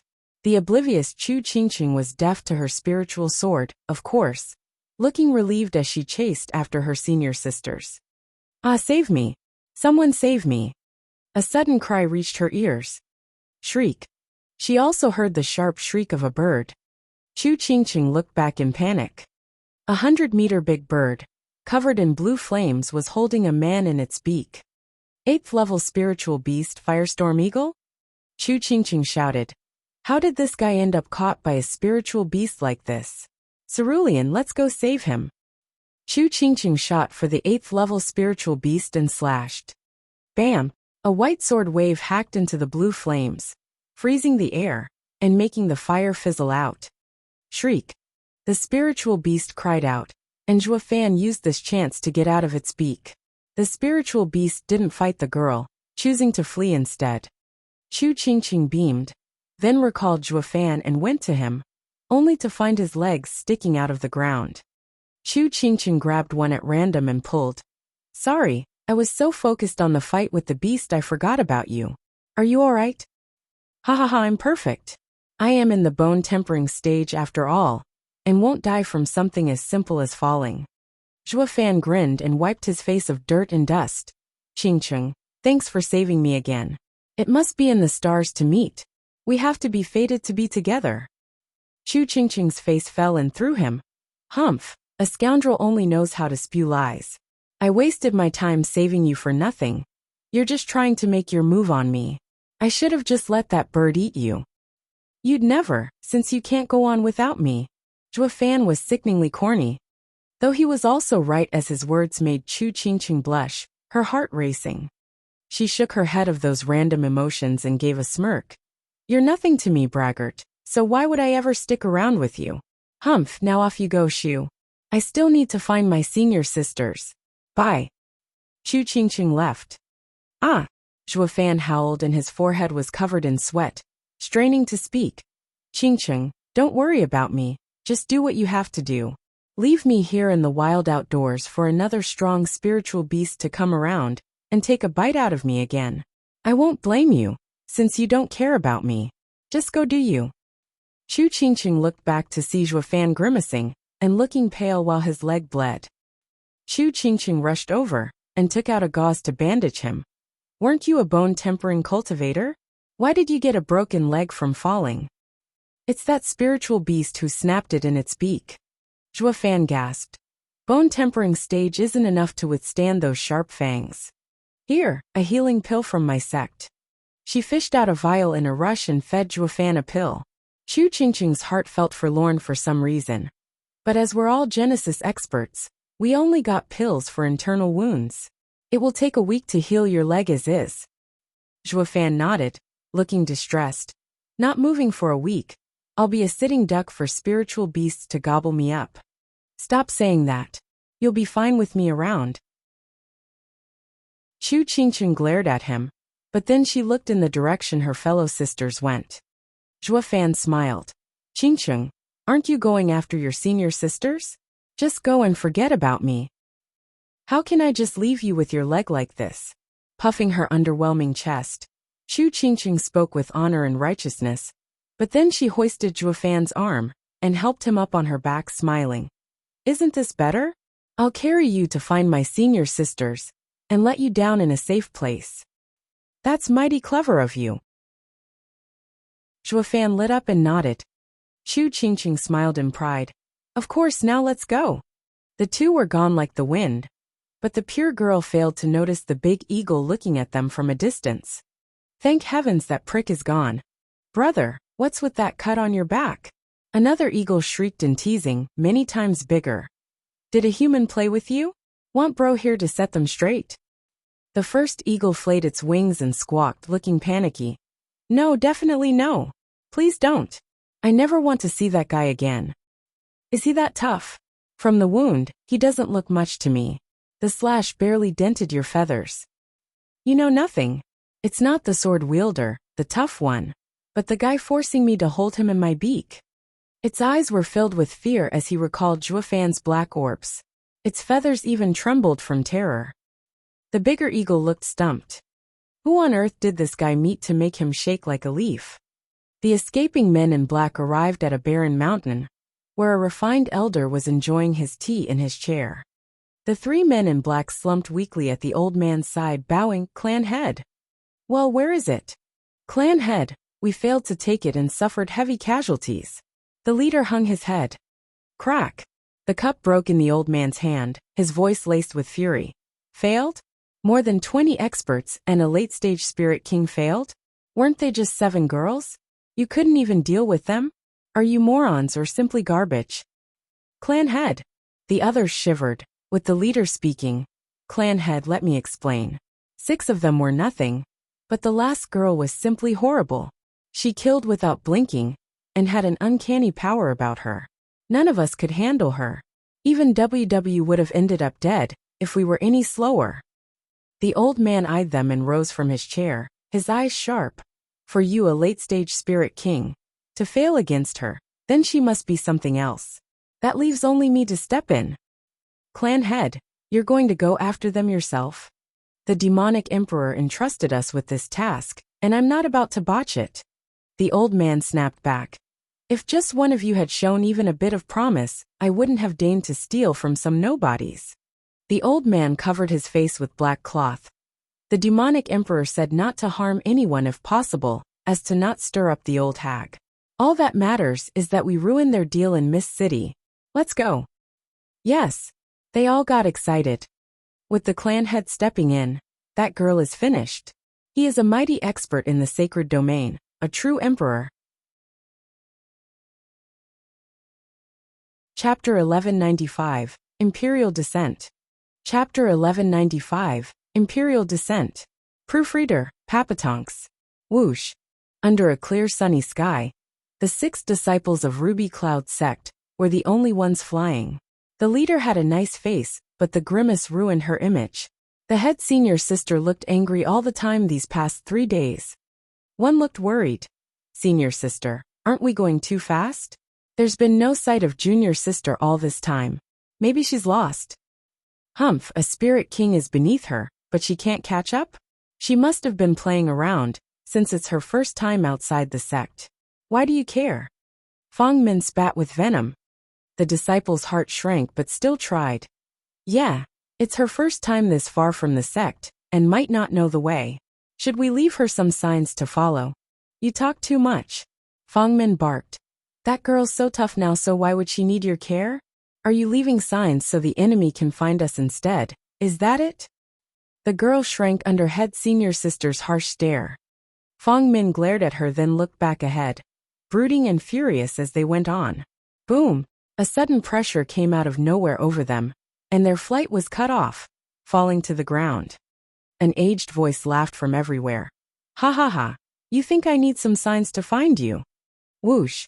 50 men in black landed before them, with 20 spirit kings among them. Their leader wore black, his scary eyes making the girls tremble. Imperial descent, he's an emperor. Fong Min gasped, full with dread as she looked at the older man.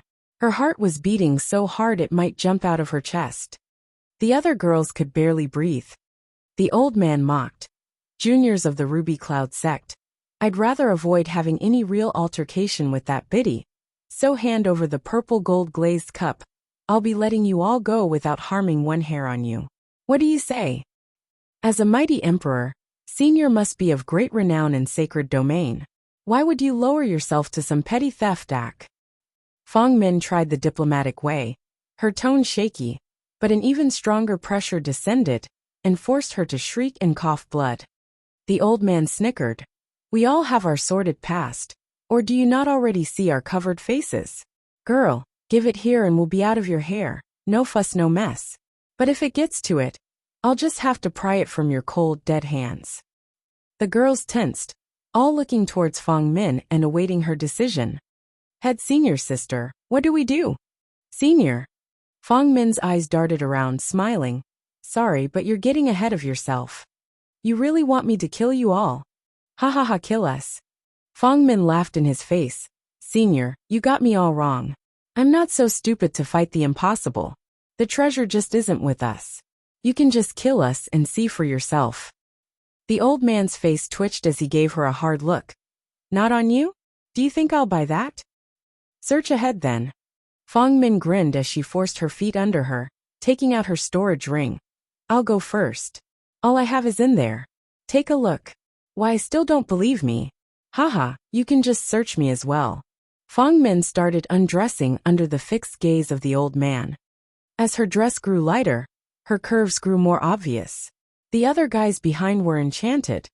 Many gulped and drooled, having forgotten about some lame treasure, engrossed in having her take off everything. That took priority by far. Senior sister. Her fellow disciples were tense and jittery. When senior sister finishes, it won't be us next, will it? We'll now lose both the treasure and our purity. What is senior sister thinking going so far? All right. Fong Min was left in a most enticing and revealing inner garment when the old man stopped her. His men hung their heads at having lost a good show, whining inside. Clan head, can't you mind the timing? Only just a bit more. I know you're withered, but you could at least think of everyone else. The old man already believed this last somewhat for going so far, not even bothering with the throne ring as he shouted. I'll believe you for now, but if you don't have it, who does? My junior sister. Your junior sister? Junior sister is the strongest, so the treasure can only be in her care. We're nothing but bait. Even if you kill us, you won't get anything out of it. Fong Ming held out her head. The old man looked back at the previous leader, and he attested, Clan head, the strongest girl is indeed not here. They must have split up, and had her deliver the treasure. Where is she? The old man fixed his gaze back on Fong Min. Speak and you may go. Otherwise. Fong Min paused. 3 days ago, after the attack, junior sister took a different route, just to be safe. I have no idea where she could be by now. You could just trail back, and maybe still find some clues. Find some trackers and get me her direction. The old man's piercing gaze never left Fong Min. Girl, lie to me and I'll be back at any time to send you all to hell. Let's go. He shot into the sky, gone like the wind. The rest gulped, and gave the 6 pretty girls one last look before leaving as well. Even with all the danger gone, the girls still looked to be in despair.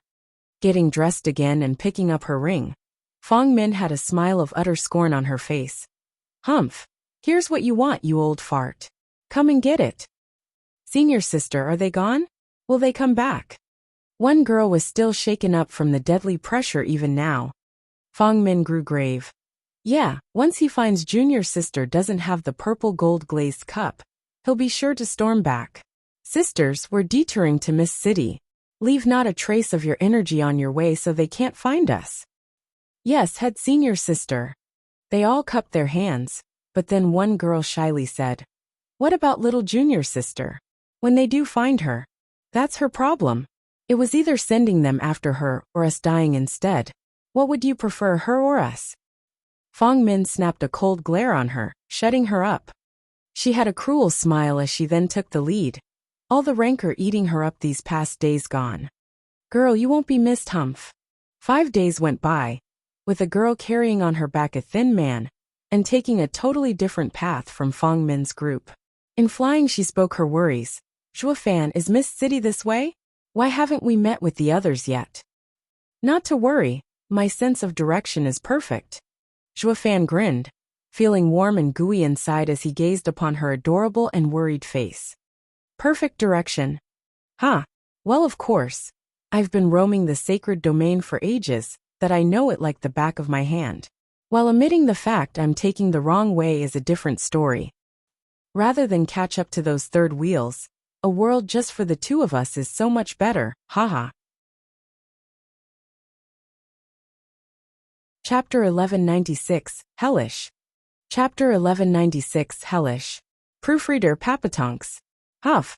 It had been a week already, yet no sign of the girls as Chu Qingqing carried Zhuofan with ragged breath. Worry plagued her innocent heart, making her not stop for even a second all this time. Even for a Genesis stage expert, the long travel took its toll. Zhuofan was feeling a bit guilty, wiping her sweaty brow. Qingqing, my leg is healed now. Let's take a rest. No, I've yet to catch up to my senior sisters. We can't stop now. It will only make us lag further behind. Chu Qingqing was stubborn. You won't ever catch them, not by taking the wrong way at least. Zhuofan sighed. Qingqing, what difference does it make if we can't reach them? They're faster than you anyway, so there's no way you can catch up. Aren't you going to just meet up in Mist City? You'll just see them there, so just take it easy. But this is my first time outside the sect. How should I know where Mist City is? Don't you have me for something this simple? I'll show you the way. You, Chu Qingqing started looking back. Weren't you out looking for herbs? Won't I give you more trouble for guiding me all the way to Mist City? Zhuofan chuckled. What does it matter? I'm just a drifter. We'll just go to Mist City, then you can drop me off on your way back. Oh, then thanks. Qingqing's cheeks went pink thinking she would carry him back as well, though her heart did not seem to mind it. Zhuofan snickered, his breath tickling her ear. You don't want to carry me? Chu Qingqing blushed harder, shaking her head. Would you carry me then? The guy was taking all the advantage he could from her back, making her flustered. Then hold me all my life, all right? Zhuofan spoke in an emotional and heavy tone. Chu Qingqing shuddered, her mind blanking out as she stared deep in those black and tender eyes of his. She just did not know where Zhuofan's confession even came from to say something like that. Zhuofan looked at her with nothing but love, leaned over and pecked her lips. Dong!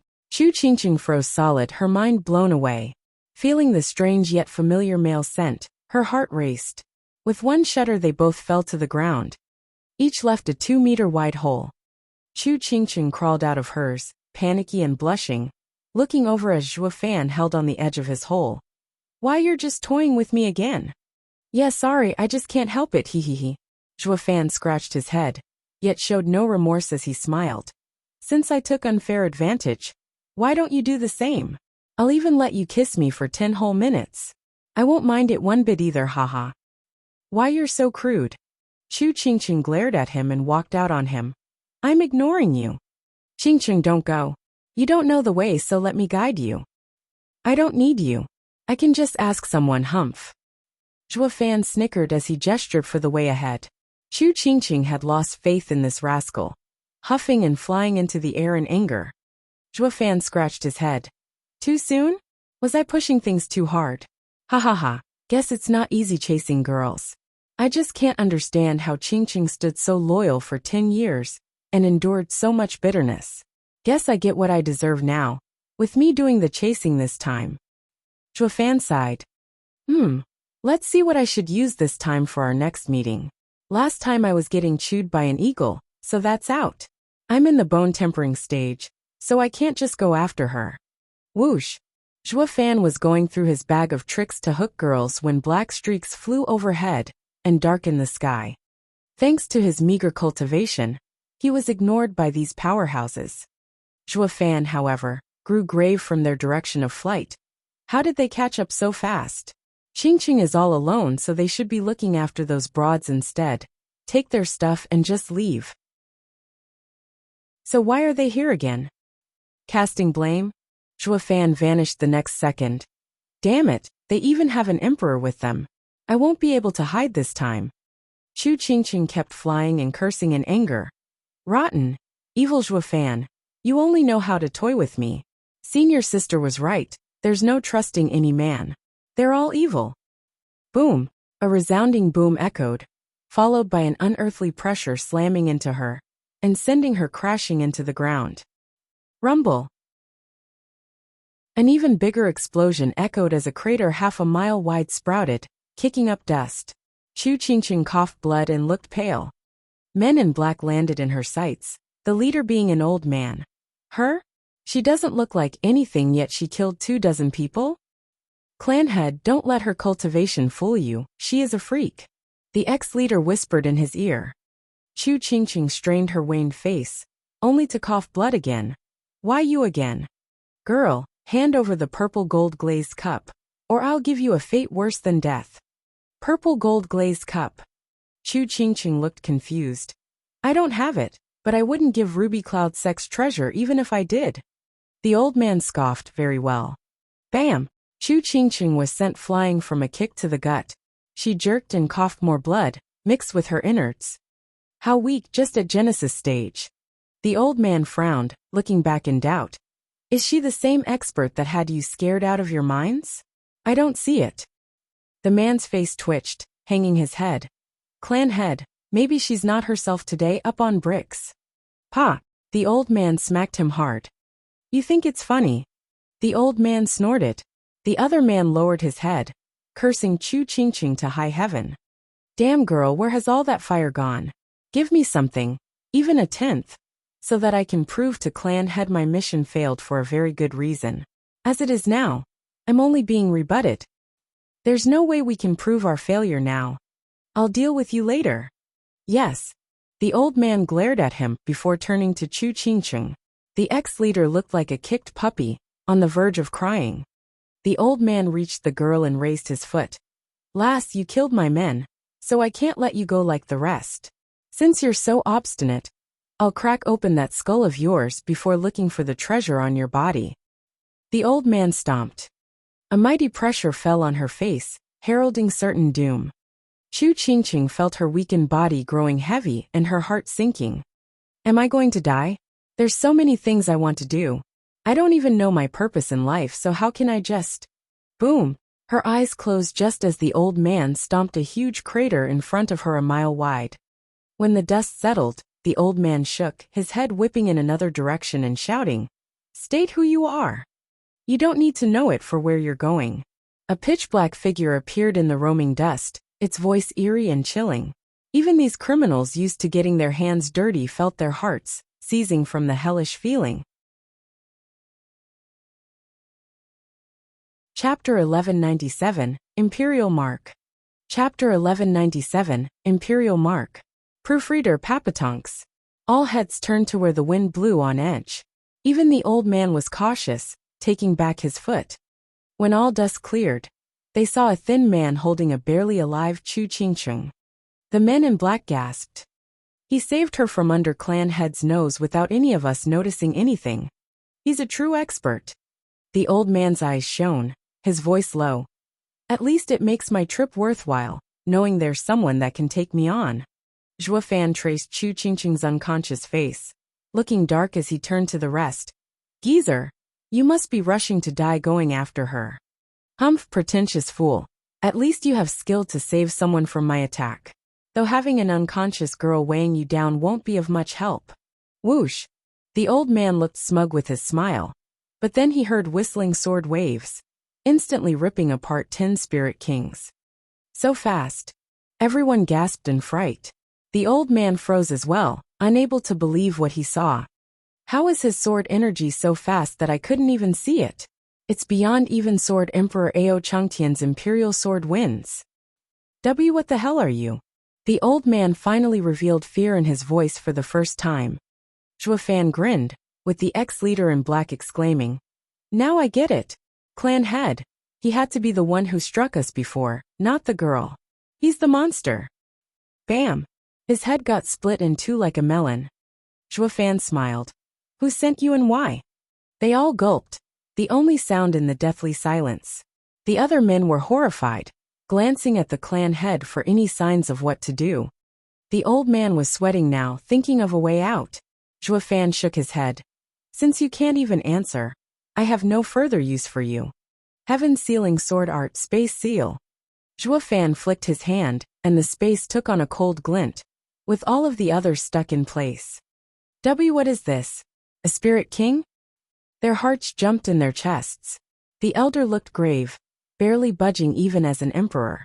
With his movement slowed down so much, he began to feel the danger. He's no average spirit king to be able to freeze fellow spirit kings, and even an emperor. Just what is he? Why haven't I heard of anyone like him in all my years in sacred domain? Zhuo Fan grinned. Well, feel like talking now. You can opt for silence, but there'll be nothing left of any of you to even bury you. Who was it that said she's weighing me down?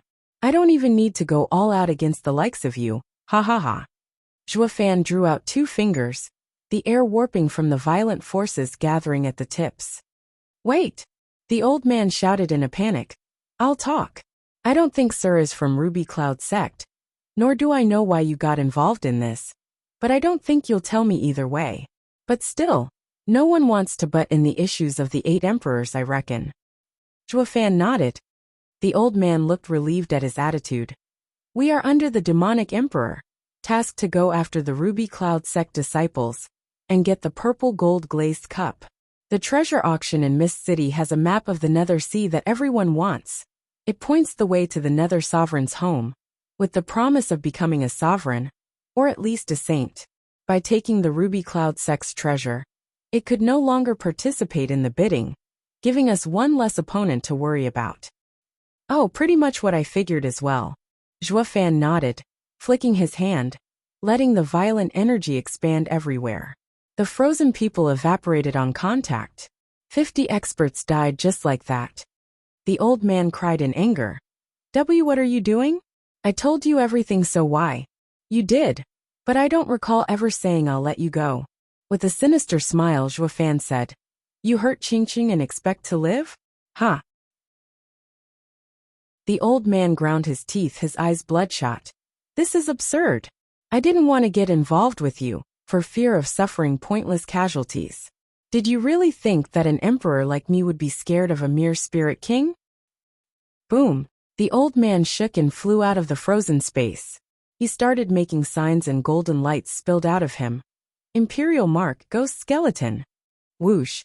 The golden lights exploded in intensity, and a skeleton hundreds of meters big appeared around him.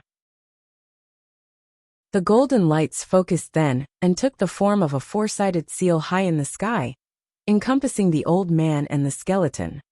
Zhuo Fan watched it all with a cold eye and a smirk. This was a skill particular to emperors, using one's soul and control of space to form the imperial mark, unstoppable and disregarding all spatial laws. Once the seal fell, the land would break along with any spirit king that tried fighting it. The soul's character would also be shown its full potential inside the imperial mark as well. The old man's soul was a ghost skeleton, of Enan nature, making the attack have an even harsher effect on souls.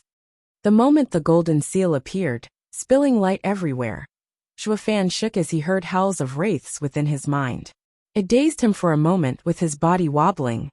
Humph, nothing but a spirit king. You can control space, but can you take on the imperial heavenly brilliance? The old man was out for blood, shouting as the golden seal came down on top of Zhuo Fan. Rotten cretin! I'll make mincemeat out of you, now while your mind is hazy. Apocalyptic thunderflame. Zhuo Fan's left eye flared with black flames, while deep in his soul, thunder flames sparked to life. The golden glow met with a sudden blackness, erasing it and making Zhuo Fan's eyes shine. Looking up at the incoming golden seal, Zhuo Fan grinned. His right eye shone in two golden halos. Humph, the imperial mark might be unstoppable, but even it will suffer before my thunder flame. Divine Eye of the Void second stage, thunder flame void annihilation. Whoosh! A dreadful black beam of flame shot at the golden seal. The old man cried out, "What is that?" Boom! The black flame smashed into the seal, and availed itself of the void annihilation's power to enter the newly formed, 1/2 meter wide and hundreds of meters long hole. The old man spurted blood and paled, proving that the imperial mark and he were connected, making him suffer when it was damaged. What was worse, the black thunder flames didn't rest with only punching a hole in the seal, eating away at the remains as well. Ah! With an unearthly howl, the man screamed from having his very soul eaten away. The pain had to be excruciating, enough to make one go insane. He was constantly pleading for mercy, yet Zhuo Fan just stood to the side and watched as the seal was burned to nothing. The old man wailed in pain down to his last breath, his face twisted and horrible. It was a testament to a most gruesome death. No one would wish upon anyone. I didn't use the decimating sword art on you as well because I needed your body intact. Zhuo Fan walked over to the twisted body chuckling. He hooked his finger, and a head landed in his palm. Chapter 1198, Gambling Town. Chapter 1198, Gambling Town. Proofreader Papatonks. Drip. The downpour had soaked the land, washing away the blood and filth, leaving no trace behind of the atrocity that happened, while giving the air an earthy scent. In a damp cave, with water dripping from the stalagmites, the girl laying on a stone bed muttered as she woke up. Where am I? Oh, Qingqing awake yet? Zhuo Fan lit up, chuckling. I can't believe how I ended up saving you in the end. Shouldn't you pledge endless devotion now? Ha ha ha. You saved me. Chu Qingqing was confused, trying to recall the fuzzy details. Then it all came to her in a flash, looking at Zhuo Fan with suspicion. How did you save me? They had an emperor and many spirit kings. Emperor spirit kings. Zhuo Fan shrugged, putting on a clueless look. I didn't see any. Didn't you just leave me behind? As I tried catching up with you on the ground, I saw you lying unconscious. So I carried you here to nurse you. I never got to see anything. Chu Qingqing's eyes grew hazy. Strange, they were so ruthless, clearly wanting to kill me.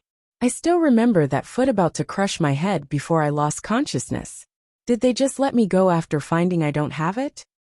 Chu Qingqing turned to Zhuo Fan, as if in question. Zhuo Fan shrugged, smiling cluelessly. Chu Qingqing thought long and hard, but still couldn't find an explanation. So she resigned to being fortunate to have come out alive. Now she just had to catch up to her senior sisters. Ah! She just got up to her feet when she felt her waist in pain before slumping back down. Zhuo Fan jumped to help her. What is it? Take it slow, Qingqing. I have some bad wounds and can't move very well. Chu Qingqing winced and took a red pill from her ring. She ate it and sighed. Now it'll be a miracle if I get to Mist City on time, let alone catching up with the others. Zhuo Fan smiled, his mind calculative. Did you forget about me already? Last time you carried me, so now I'll carry you.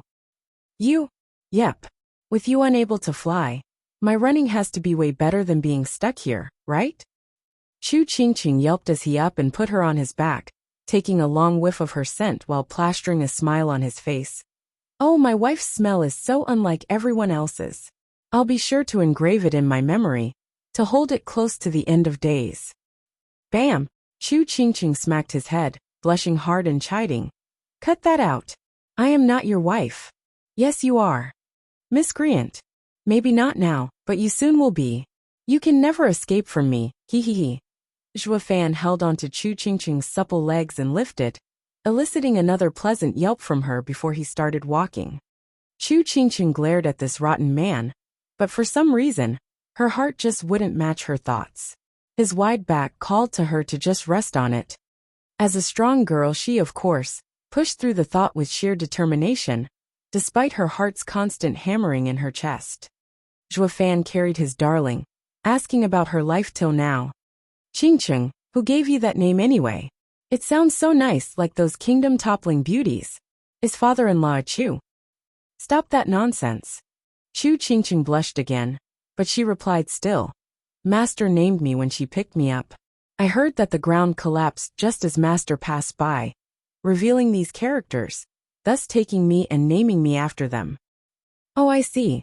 Zhuo Fan nodded. That old man from my soul was very thoughtful for me. To make sure I found Qingcheng, he left clues of her birth, but... And your parents? Didn't your master find your parents? Chu Qingcheng lowered her head, sighing. Master said I don't have any, that she only found me alone.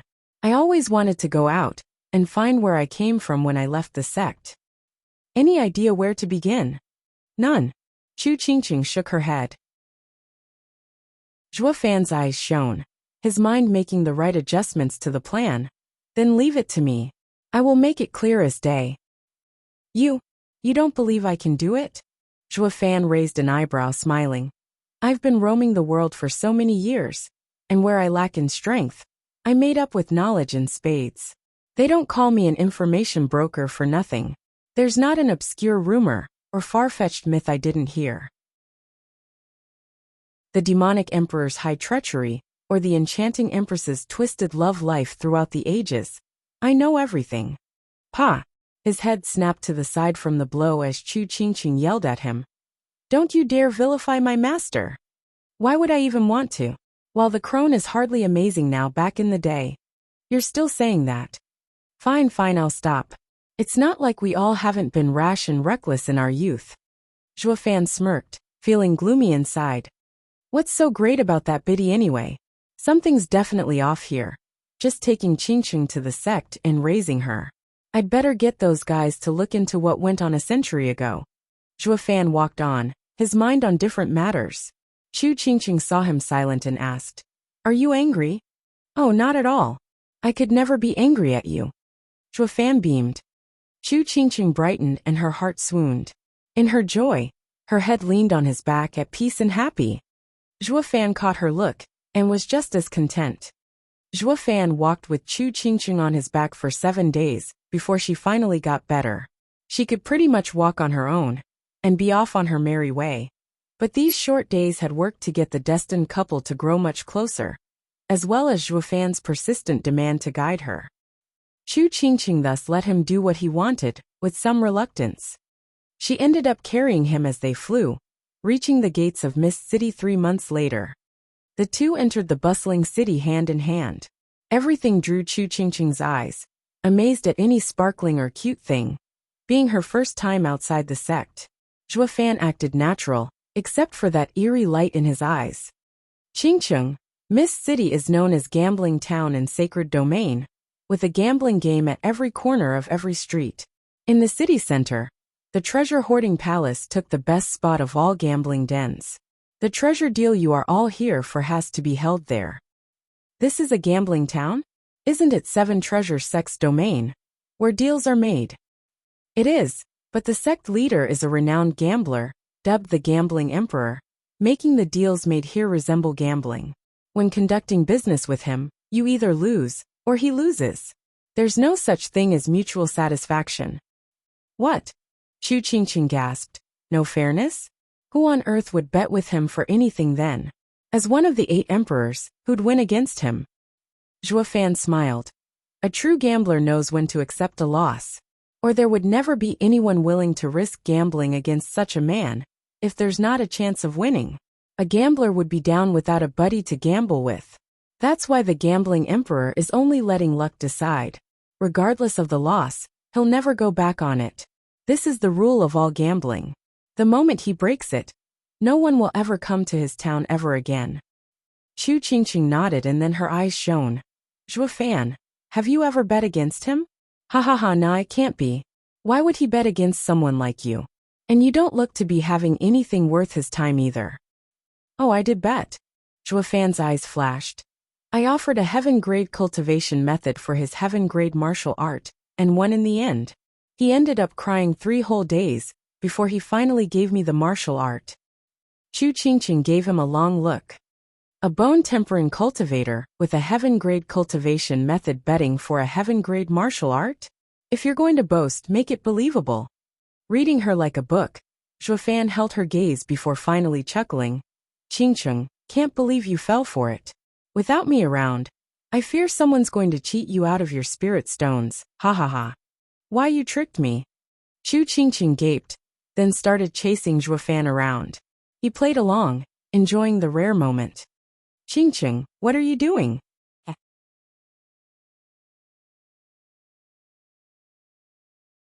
Chapter 1199, Gambling Town's Upstart.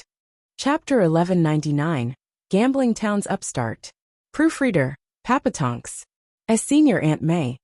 Chu Qingqing jumped in fright, looking back in anxiety where the voice came from and stiffened like a child being caught. A woman in her 50s came over, a mid-stage empress, with sharp eyes and an ashen face wearing plain clothes. She glared at the two, approaching with authority. Her fierce attitude only worked on girls, not on seasoned demons like Zhuofan. Mei Sanga hasn't kicked the bucket yet? What a drag! Zhuofan cursed her inside.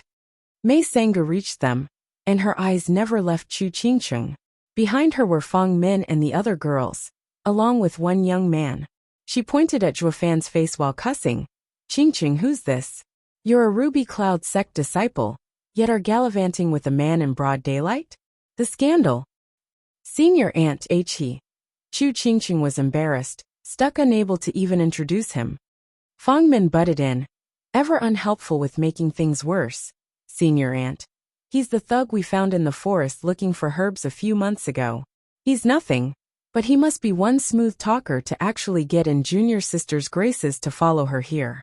Junior Sister, if you were looking for a man, you sure have poor tastes. Just what are you up to hanging out with a nobody like him, ha ha ha. The other girls giggled at her expense. Senior Sister, you misunderstand He's. Chu Qingqing rushed to explain but got stuck again. Mei Sanga rushed. Qingqing, just what is going on here? Explain yourself. You know very well of your master's high expectations. Don't throw it all away on a whim. Senior Aunt I. Just tell them already. Chu Qingqing kept stammering, so Zhuofan intervened, grabbing her hand and declaring, forgive me, but she is with me now. You all better be nice to her or else. Everyone froze, their hearts shuddering from shock. Mei Sanga could hardly believe her ears. Qingqing, why you've already? And no, we didn't do anything. Chu Qingqing blushed hard as she explained and cursed Zhuofan. What are you saying? I'm not yours at all. Could you please stop lying to everyone? What did I ever do to you to shame me so? Zhuofan shrugged. I'm not shaming you. You were mine to begin with. Be it now and forever. No one can take you away from me. Chu Qingqing gave him a long look, still distressed and red, but his bold declaration touched her. Ha ha ha, a bone-tempering punk goes after a Ruby Cloud sect disciple? Not even the last dead girl will be a fit for you. Humph, she's way out of your league. Fang Min laughed, throwing him a despising look, then turned to the handsome youth. Ashing, are the Sword Cloud Palace disciples allowed to have affairs with bugs? The youth smiled condescendingly. We aren't fools to resort to such absurd means. Or does Junior Sister think she is only fit for this guy? Well said, Junior Sister must surely know her worth, ha ha ha. Fang Min loved to mock the two. Chu Qingqing hung her head with guilt, tears flowing. Mei Sanga sighed and pulled her shoulder. Come with me, girl, you shamed us enough as it is. You're to reflect long and hard when we return. Chu Qingqing followed out of instinct. Qingqing, it's fine. Just come find me if you need anything. I'll never let them touch a hair on you. Zhuofan shouted after the two. Fang Min mocked. Boy, you're so yellow on the inside that you're now running your mouth? You call that skill? If you're a man, just go take Junior Sister from Senior Aunt May's hand. Oh, look who I'm talking to. Of course if you'd do that you'd end up flattened with Senior Aunt's temper, ha ha ha. Brother, may I know your name? Zhuofan only addressed the youth next to her. The guy was surprised, then sneered. I am Su Jinsheng. What may I do for you?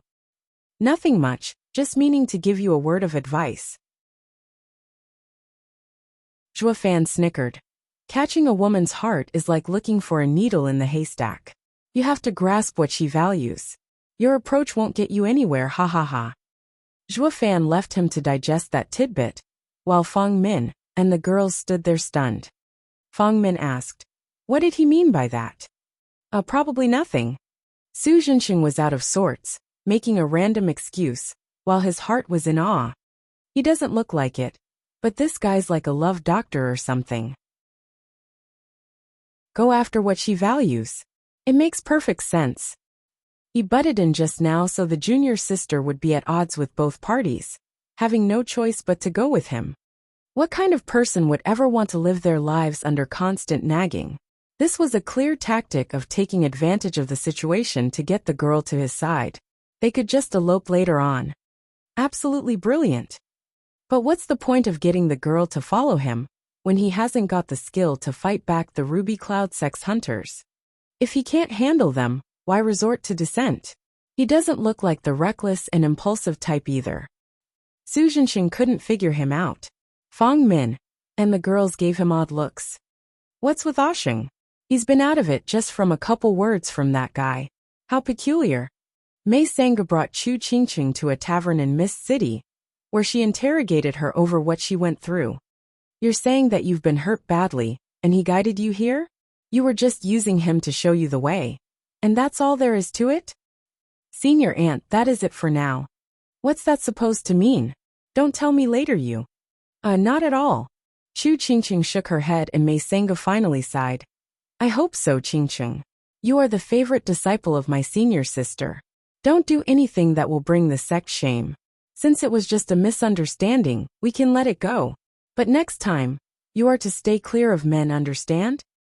Yes, Chu Qingqing squeaked. Mei Sanga gestured for her to leave. Go and get some rest for 2 days. In 3 days, the exchange gathering will commence. We have to get the Nether Sea map. Yes. Chu Qingqing was downcast as she left, with Mei Sanga sighing from behind. Girls yearn for love. We better find them a betrothal instead of having some egotistical cheap toy with them. Zhua Fan held a green jade slip, following the map inside to the center of town, to a large courtyard guarded by 2 Genesis stage experts. This is the place. Zhua Fan's eyes shone. The 2 guards blocked him as he tried going inside. Halt! Only honored guests of Mist City stay here. Laborers have no place here. Step aside, I'm one of them. You! Sizing him up, the 2 mocked. Have you ever seen some bone-tempering bug treated as a guest? I'm from the Luo clan, now move. Luo clan. The 2 started, but their disdain of Zhua Fan never diminished. Kid, now you're trying to scare us? The Luo clan became an honored guest only a month ago. They squandered billions of sacred stones and earned our city lord's personal invitation here. They have many experts, of which over 20 spirit kings. Yet you're saying there's also you somewhere in there? Zhua Fan's face sank. Then just call someone from the Luo clan, and it will all be made clear. Why? Is a bug worthy of the audience of such an important guest? Steward Zhua. A cry came just then as Li Jingtian rushed over upon noticing Zhua. Steward Zhua, you're finally here. You almost made my heart stop with your year-long disappearance. Ugh. The guards blinked in stupefaction, a silly smile on their faces. Sir Li, why you know him? He is the Luo clan's head steward. Be nice to him, or any slight done to Steward Zhua is a slight to the entire Luo clan. We'll be sure to settle this debt. Li Jingtian gave them a tongue lashing and grabbed Zhua Fan's arm with a smile. Steward Zhua, we did as you said in the jade slip, and spent a ton of money without a care. We almost bought the whole town, ha ha ha. Good, in 3 days, at the treasure gathering we must succeed. Zhua Fan's eyes shone as he left with Li Jingtian. The 2 guards were still staring with goony looks, their faces twitching. What's a powerful clan doing with a bone-tempering nobody for a head steward? From the looks of Sir Li, they value him greatly too. Chapter 1200, Treasure Gathering. Chapter 1200, Treasure Gathering. Proofreader, Papatonks. 3 days later, at the treasure hoarding palace, placed in the center of Mist City, an endless crowd had gathered. Some were officials, others were average people. But they were all there for the great treasure exchange. Though that was just a fancy word for gambling, as most treasures were never seen in public. Some would end up spending a fortune, only to get nothing in return. Others had the fortune of using just 10 spirit stones and becoming set for life. This was the thrill of gambling, fraught with dangers, but the potential to win a reward so valuable that it could put you in power overnight. Everyone here walked in line, for on this day there was no status separating anyone as they entered the hall and got to their seats.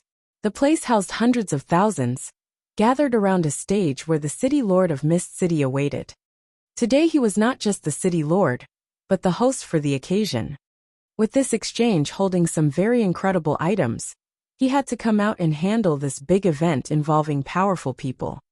Taking a deep breath, the man of the hour overlooked the stands, tensing as he lingered a moment longer on the 9 covered private booths. Therein were the other representatives of the 8 emperors. All were a headache to deal with, and could trash this place without fear of consequences. It unnerved him, but he tried to focus and calm his mind. We've been here for a month, yet still haven't seen the city lord such a nervous wreck. In one of the booths, Li Jingtian glanced at the fretful man and turned to the other booths. Steward Zhua. Today we're up against the 8 emperors, in the open no less. But isn't it a bit too early with barely a year of preparations? Even Mist City Lord isn't ready to face the others, and he has the gambling emperor behind him. Zhua Fan sat in a cozy chair. Yes, the risk is great, but we have to grasp the opportunity. It's the best chance we have of involving ourselves in the 8 emperors conflict. Who's to say there'll be a next one? Also, didn't I say I will be taking the lead in this? Young Miss Morong, what are you two even doing here? Zhua Fan looked back at the 2 girls. As the young miss of the Luo clan, I have to be present at such a huge event. Luo Yinchang shrugged from her own fancy chair. Morong Shui gave him a look. I'm not about to miss out on the chance of seeing the sacred domain's big shots. So far, it doesn't look any different from the mortal domain. If it's all the same, why come? Bali Yi rolled her eyes. We're here to show these big names in sacred domain what we're made of, not strut about. You're both here for nothing. Hey, don't talk like that. Who's in charge of the clan here anyway? Settle down now. As they were about to bicker again, Zhua Fan intervened. Since we're all here, might as well enjoy it. Young Miss Luo is correct though. At such an important event, a steward isn't enough to represent the clan head's intentions. It's only normal for the young miss to be here. Luo Yinchang rose an eyebrow, shooting Bali Yu a smug look. The cold lady huffed and flicked her head away. The others chuckled at their antics. Bang! A deafening ringing echoed as a bell was struck. The stands went quiet, with the city lord walking forward with a smile. Guests, the 1784th Treasure Exchange gathering begins. Be it the poor or the rich, this very hall offers the same opportunity to all. An opportunity to change their destiny. Life is hard and cruel, so don't wait for it to get better. Take out everything you have and go after those treasures. The crowd went wild. We'll start off with our first item of the day. At City Lord's shout, guards pushed in a trolley.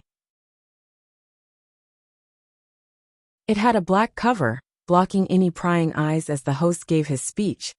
This is a fascinating spiritual weapon for the ladies, and an obsession for the men. It is a treasure that drives shock into all. You can't possibly imagine the world could ever have something so incredible. What is it, you ask? The eyes below the stage glittered, trying their best to guess what this amazing bauble could be behind that thin veil. With a cryptic smile, the city lord resumed. I don't know it, and neither do any of you. Per custom, it can be something grand and unique, or as common as dirt. Let the blind bidding commence, and may the highest bidder win. Opportunity rarely knocks in one's lifetime, people. Don't miss your chance at glory. 100,000 spirit stones. A shout echoed the instant he finished riling up the crowd, followed by a flood of others. 1 million. I must have it. It has to be amazing to make women fascinated and men obsessed. 5 million. The people whispered, then checked their pockets to see if they could afford it. Some had the means but not the will to step in. for fear of going bust. Zhuo Fan sneered at the bivalent crowd. That's the gambling emperor's ploy, all right, plan to hike up the bidding. That means the item must be junked to raise it so high. Why? People would feel sorry spending a fortune over something cheap, but it garners attention, while buying something valued with a lower price would cause excitement and greed. All these years, the gambling emperor has been using this trick to cheat people out of their money. It's an old tactic, but there's plenty of people out there who would fall for it all the same, ha ha ha. Zhuo Fan shook his head in disdain. Li Jingtian nodded. Yeah, but what kind of fools would fall for it?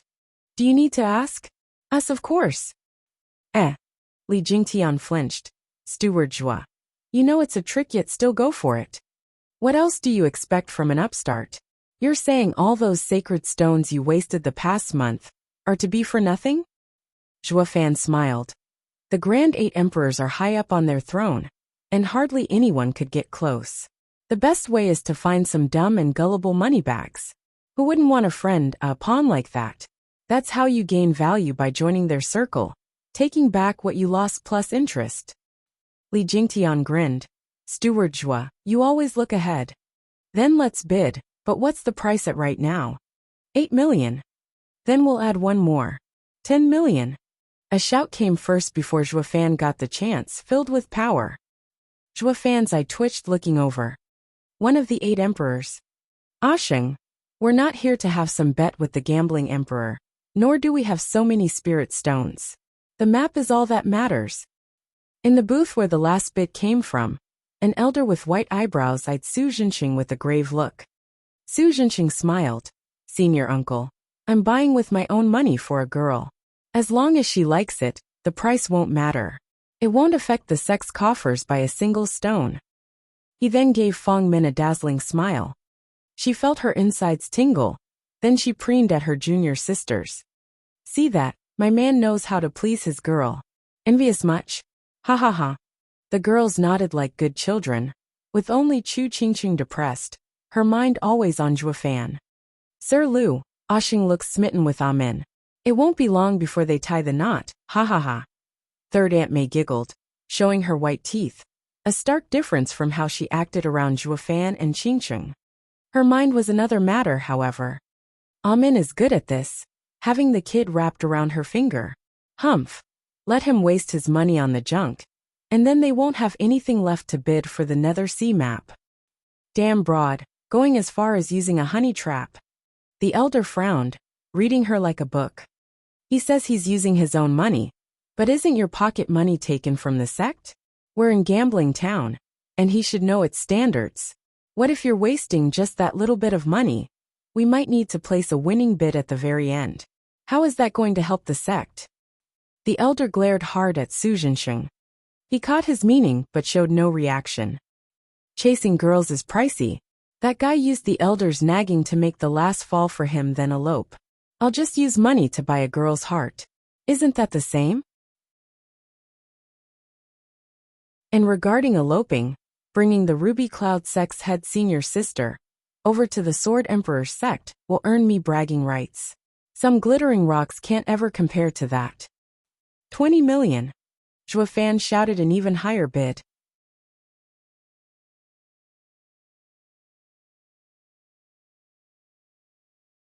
Chapter 1201, A Moneybag Style. Chapter 1201, A Moneybag Style. Proofreader, Papatonks. Su Jinqing's face twitched and fell, glaring at the other booth. Senior uncle. Who is that? Oh, that must be the Luo clan. The old man squinted and said, They're not with them. Just a group that got fame from throwing their money around in gambling town recently. Nothing but moneybags. Nothing. They go after 8 emperors people without any backing? I can't lose now. What about Sword Emperor's sex reputation? Su Jinqing shouted, 30 million. Jinqing. The elder snapped a little too late. Youths could never handle a challenge right, irking for a fight at the slightest provocation. 30 million was his yearly allowance for training, yet it was all thrown over some unknown useless bauble. The old man cursed him for being a sore loser, while Fang Min rejoiced under the second-hand attention. Zhuo Fan casually replied, Sacred stones. The entire stands were stirring, with all eyes fixed on his booth in shock. 20 million sacred stones over some random crap? That was no longer betting, but throwing cash around. What kind of money bags are behind that curtain? Su Jinqing choked, grimacing, unable to face Fong Min's hopeful eyes, and choosing to direct all his hatred at the enemy. Bastard, who the hell are these Luos? Throwing away 20 million sacred stones like garbage? Did they run out of spirit stones? This is absurd. They got more money than a sword emperor disciple. The senior uncle was stunned, but sighed in relief. I'm glad this wastrel got his desires curbed, ha ha ha. Honored Luo clan. Are you sure you want to bet 20 million sacred stones on this? The city lord was taken aback as well. All eyes awaited for the booth's reply. City lord, we only have sacred stones, and will only be using them from now on. Boom! The hall exploded with clamor, never leaving the booth out of their sight. They all heard of the Luo clan's deep pockets, but to think they were bottomless. They used sacred stones right off the bat, and they would keep doing it. What were the rest supposed to bet then? Many clutched their heads, grimacing out of futility to deal with this upstart. Looking at the crowd, the city lord stuck to his role. The Luo clan bid 20 million sacred stones on this item. Is there anyone else who bids more? Silent as the grave. No one at all? The city lord tried. Seeing no reaction, he declared. Then the fascination of women and obsession of men shall go to the Luo clan. The city lord threw his arm and uncovered the trolley to reveal a dazzling prismatic hairpin, decorated with 18 crystalline pearls of incredible clarity that mesmerized the crowd. The girls in particular looked spellbound, holding them under its mystical spell. Prismatic virtuous hairpin, created from refined metal 180 times, and adorned with pearls, each priceless.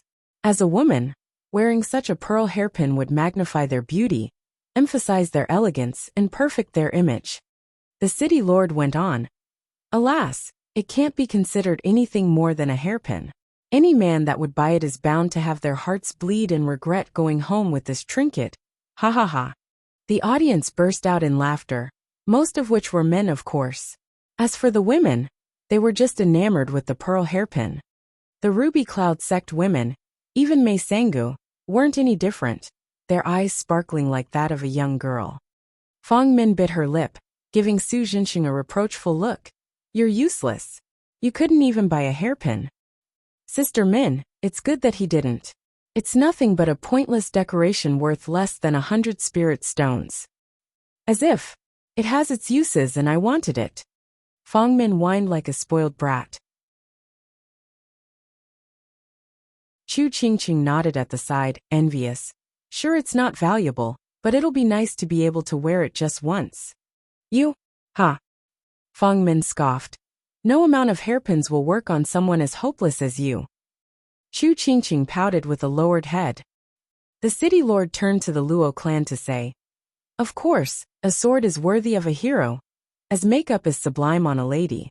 We've been mocking its value only from a man's standpoint. For a woman, however, especially a breathtaking beauty as young Miss Luo, it is another matter entirely. With your wealth, it is not just about money when bidding on the hairpin, but a must-have accessory. Take the hairpin to young Miss Luo. Yes. An attendant took the trolley with the item. All the eyes that glittered as the item passed belonged solely to women, filled with envy. Hold! A voice from the booth came. Wah! Give this hairpin to Ruby Cloud Sect's young Miss Chu Qingqing. Everyone got rowdy again, all whispering as they turned in Ruby Cloud Sect's direction. Luo clan just threw away 20 million sacred stones, just so it can gift it to Ruby Cloud Sect? Are they their backers? The Ruby Cloud Sect group was baffled as well. Fong Min turned eager to Mei Sangu. Senior aunt, is the Luo clan with us? The elder stared at her hard tense. With Ruby Cloud Sect having such a wealthy branch, it will make the last bidding dangerous. I don't know. Sect leader didn't tell me anything. Were they sent to help? Mei Sangu was floundering. An attendant brought the item over, bowing. Senior, who might Miss Qingqing be? Whoosh. All eyes focused on Chu Qingqing, who looked out of sorts as she raised a hand. The attendant smiled and bowed again as he presented the hairpin. As Miss heard, the Luo clan's master gifts you this. Please take it, miss. Oh. Chu Qingqing operated on reflex at this point, too overwhelmed to speak. Before she did reach it, however, another hand flicked the cover and moved to grab it right in her face. With a cold eye, the attendant dodged the insidious hand, staring at the owner. Miss, you're not Chu Qingqing and I can't give it to you. I'm the head senior sister of Ruby Cloud Sect Fang Min. If Luo clan told you to give Ruby Cloud Sect the time, then why can't I have it? Fang Min's eyes burned with jealousy as she grinded her teeth. The man spat. Master Luo bought the hairpin, and it's our duty to give it to the rightful owner. Gambling Town abides by this rule. Since Sir wished for young Miss Qingqing of Ruby Cloud Sect to have it, it's clear that it doesn't belong to the sect itself. Damn you. Minner, stop making a scene. You're only making a fool of yourself. Fang Min was about to flip out, but Mei Sanga shouted. She then smiled. Qingqing, it's his gift, so take it. Chu Qingqing nodded with a smile, taking the item offered by the attendant and adorning the hairpin in her hair. The clothes made the man, or the woman in this case, as the hairpin blended flawlessly with the perfect girl, turning her otherworldly.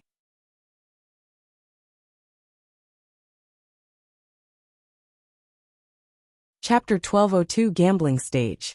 Chapter 1202 Gambling Stage. Proofreader, Papatonks. Qingqing, did you find her? Luo Yuncheng heard Zhuofan shouting and flinched. Did I hear right? Is she from Ruby Cloud Sect? Zhuofan nodded and eased a long breath. Yes, it's truly unfortunate that she is so close to Ruby Cloud Sect. It's sure to make things worse at one point. Then congratulations. Li Jingtian muttered, looking strained. Zhuofan cared not, saying, Elderly, there's something strange about the secrecy around Qingqing in Ruby Cloud Sect. Look into it, as well as what events happened 100 years ago. I have a feeling that Hag is setting her up for something. Sure, Steward Zhua, I'll go check it out later. Thanks. Zhuofan frowned, his mind elsewhere. The city lord once again announced, Ladies and gentlemen, as well as seniors, the first item found an owner, but you needn't fret, for our second item is far more precious. Bring it in. 30 million. The city lord flinched, looking again at the Luo clan booth with a twitchy eye. As sir, I've yet to call out the starting price. Who cares, I just gotta have it. Boom. The stands were taken by storm once more. The first item's only clue to its value was the city lord's base price. But now that was shot out the window, placing a sky-high bid off the bat regardless if it was junk or diamonds. Though it would be such a shame for those 30 million sacred stones if it ended up being a bust. Thinking about it from a different angle, what shame would there be if they're filthy rich? The real question is, just how loaded are they to burn so much money? The focus of the gathering has changed from betting to figuring out the mystery behind the Luo clan. Where did they come from? The city lord sighed, but stuck to his role, calling it thrice. Anyone else? Anyone at all? Someone? Everyone was silent, knowing nothing about that thing on the stage, and already having a 30 million bid on it. No one would be insane to take such unwarranted risk. The item goes to the Luo clan. The city lord slammed his gavel. What is it, you might ask? Let us see. Give it to young Miss Qingqing from Ruby Cloud Sect, thanks. Zhuofan cut him off, making the city lord stumble. He gave a powerless and strained sigh as he said, Sir, you don't even wish to know what you bought. No, since everything will be delivered to young Miss Qingqing. Zhuofan's tone was irreproachable. The city lord gave a casual wave, sending the attendant with the item. Everyone watched as the unknown item moved away. This never happened once in the history of Mist City. Ruby Cloud Sect's group was dumbfounded. Who's Luo clan? Why are they just giving us stuff? They want to work their way into our good graces? Yeah, that's gotta be it. But why then are they sending it to just one person, the youngest disciple? That was what had these girls stumped. So began an endless trail of unknown items, sent to Chu Qingqing with every outrageous bid from Zhuofan, before the city lord ever got to rile up the crowd. Chu Qingqing had to do nothing, and found herself swimming in treasures with a blank look. As for the people coming here for the thrill of betting, They were left powerless against such money bags, turning into props to make him look good. Since he won all the items with an impossible price, the others had nothing on him. It was a sad day for any gambler, a dreamer, or a plain addict. It mattered not the heavy loss or the crushing defeat, but being unable to bet. The city lord felt the worst of it by far. With every dreaded call from Zhuofan, an item was bought without even being able to get a word in. The only dignity as host remaining was to call the next item. It was a sad, sad day for him. Now that all the items were gone, it was City Lord's time to shine once more. With the commodities over, we would first like to thank our honored Luo clan for being our greatest investor. The next item shall be the greatest the city has ever seen. The 8 emperors of the sacred domain shall now compete over our last item, Nether Sea Map. Others are welcome to join, so long as you can stomach it and have the strength to back it, ha ha ha. 8 emperors. The tired or bored gamblers thought the last item might be their time to shine. They were happy chasing the thrill, even if it meant losing the shirt off their backs. Hearing 8 emperors being mentioned, however, woke them up on the spot. You kidding me? Bet with the 8 emperors? I'm too young to die. Not a sound was made in the entire hall, with the audience feeling a chill down their backs. The city lord gave them a cold smile, then smirked at the Luo clan's booth. You can have the world's wealth in your pocket, but not even you have the gall to challenge these powerhouses. 8 emperors representatives, this is a request from the gambling emperor. Please present your bids on the table, so that the winner can be declared without any hard feelings. Bring chairs and a table. Someone brought a large table and 7 seats. The city lord smiled, being the first to face it, and take out a gray map to display it on the table. The people in the booths huffed and made their way out, including Mei Sanga's group, each looking impressive. The audience had their first glimpse of real power.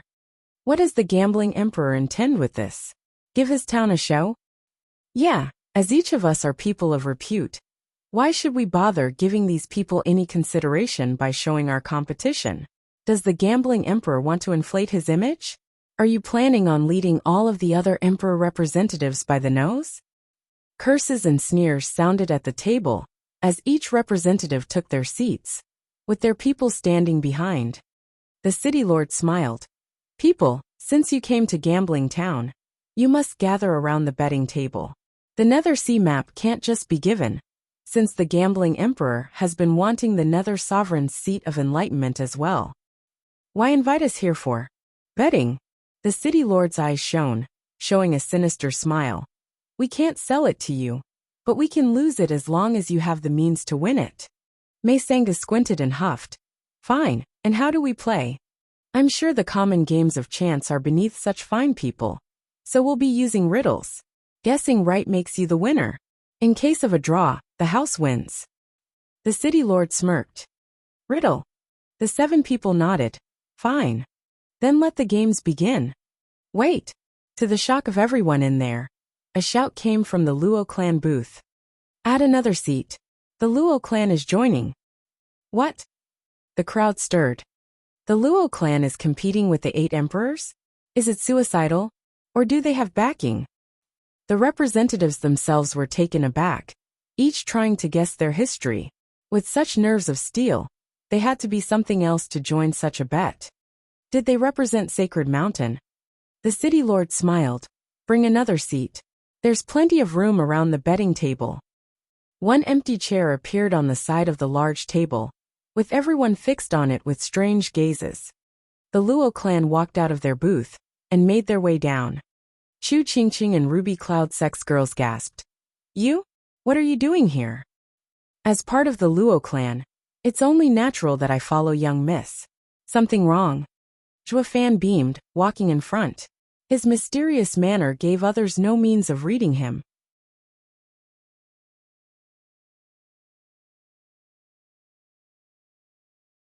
Chapter 1203, Treasure Competition. Chapter 1203, Treasure Competition. Proofreader Papatonks. Startled, Chu Qingqing stared at Zhuofan, getting more confused by the second. The other girls couldn't wrap their heads how a magnate like the Luo clan would take in bone-tempering garbage. Zhua Fan couldn't care less about what they thought, smiling at one particular girl. Qingcheng, did you like what I gave you? Ah, you gave them to me. Yes, did you like them? Zhua Fan sighed. Sorry for giving you random things. We were only together for a short time, and couldn't tell what you'd like, so I just gave you everything to pick the right one for you. If you don't like anything, just throw them away. But tell me what you like, so I'll be sure to pick the best for you next time. It's fine, they're all nice. Chu Qingqing blushed red-hot, lowering her head as her heart blossomed in her chest. Zhua Fan smiled. Nice? What were they then, since I couldn't see? Tell me all about them, so I can give you more in the future. You don't have to waste your money. Humph, he didn't waste anything, especially since he didn't even want that stuff. So he just showered you with them while he was at it. You really think he'll do it again? Fang Min was stewing in her jealousy as she scoffed. Master Luo must have bought all that to show off, regardless what stuff it was. Who knows what the punk must have said to his master to gain the right to handle such garbage. He's nowhere near capable of getting millions of sacred stones from his master, just to burn them for you. Yeah, he's just a lucky bastard to have such a nice master to take him in. What a shame to have picked dirt from the ground. Of course he has no say over his master's money, not to give it to you at least. Su Zhenxing was also irked. Junior sister, you better stay away from him. He's nothing but a lapdog. Do you wish to rely on someone's charity? Chu Qingqing looked hurt, giving Zhua Fan a long look before saying, Senior sister, but he's really nice. Even if he didn't buy all of that, just his thoughtful. Come again? Dumping the stuff his master didn't want on you is thoughtful? Dumb girl, are you so cheap? Fang Min glared hard, then turned to Mei Sengu. Senior aunt, shouldn't you handle this? Junior sister Qingqing is being misled. Mei Sengu gave Zhua Fan a cold look, speaking to the seated Luo Yunchang. Girl, leash your servant from his obnoxious flirting. Hey old bat, it's you who should tighten the chain on those she-dogs. Their incessant barking is driving us nuts. Luo Yunchang bit back. The audience gaped. The Luo clan just taunted an emperor's representative. How cool is that? Just who are they? Mei Sengu was nearing her 10th millennium, yet just got insulted by a wee girl. Of course she'd explode, slapping the table and flaring her aura at Luo Yunchang. You have some nerve, dumb girl. Whoosh. A figure flashed in front of Luo Yunchang, spreading his cold aura to counter Mei Sengu's temper, meeting in an explosive clash. Mei Sengu shook, her heart in shock. Bali Yu fell back, glaring at Mei Sengu in challenge. Old bat, not bad at all. How did this miss? Mei Sengu sized Bali Yu up, shocked by the second. The rest were baffled, while also raising the Luo clan's importance in their minds. Mei Sengu was a tested and true emperor stage expert, but Bali Yu was a mere spirit king. Despite the gap, they were matched. No wonder the Luo clan joined the 8 emperors' fray. The representatives' hearts sank, no longer dismissing them. The audience was restless. Bali Yu took a deep breath, turning to Zhua Fan, who only had eyes for Chu Qingcheng. Steward Zhua, you caused this mess, yet you're flirting to the side. Yeah, Steward Zhua, you said you wanted to bet, so we came along. Why should you stay behind and relax while I'm taking it over for you? Luo Yunchang gave him a smile, her tone bitter. Steward. Chu Qingqing started. Why your Luo clan's steward? The rest were astonished. How did a bone-tempering cultivator end up being a magnate steward? Don't they care about power when headhunting? I'll explain later. With a wide smile, Zhua Fan rushed back, leaving Chu Qingqing in confusion. Zhua Fan reached Luo Yunchang, and she casually ceded her seat. Li Jingtian tidied it up before gesturing to Zhua Fan to take it with utmost respect. The audience was staring dumbstruck as the Luo clan steward took the seat of honor. But why? The city lord gave him a long look of confusion, but knew he was valued, so he also treated the steward with the respect he deserved, regardless of cultivation. Sir Zhua, so young and so promising. Thank you, city lord. We may now begin the bet. Gladly, the city lord nodded and addressed the 8 people at the table. With all participants in order, I shall now speak of the rules. First of all, money dictates the chips you hold. The more you have, the easier to advance and become the house. The poorest needs to win bouts with the house to stay in the game. The instant he loses, it's game over. Maisanga squinted. Which means you take turns playing. The city lord snickered. Let's say, for example's sake, that we both take our treasures. If mine proves to be worth more, then I'm the house, and you have to bet against me. Win, and you get everything to bet with the next contender. Beat all the others, and you'll be crowned victorious. The people gasped. So before we get to challenge you, we first have to fight among each other? That means all the treasures might end with you while we get nothing.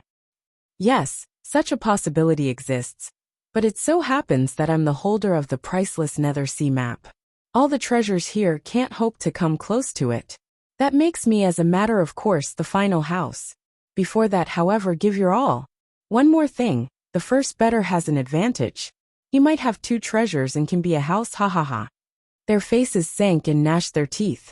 The gambling emperor was evil, getting all of them to duke it out, and still having a high chance of losing everything at the very end.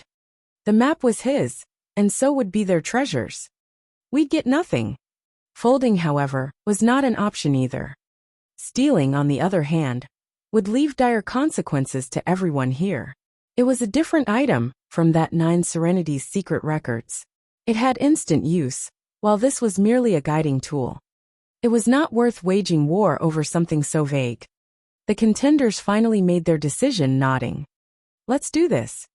Whoosh. Maisanga revealed her prismatic cup. This is Ruby Cloud Sec's core treasure, purple gold glazed cup, a 4th grade sacred weapon. The demonic emperor allowed me to bring the demonic gauntlet, a 3rd grade sacred weapon.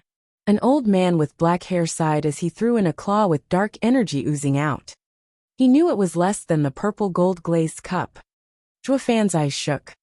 It was his finest work back in the day, given to his treacherous disciple. To think I'd see it here. The other representatives took out their own as well, some 4th other 3rd grade. The highest, however, belonged to the Sword Emperor, Howling Sword 5th grade. The others gasped. This guy can become the second house. He doesn't seem to mind using something so valuable in a bet.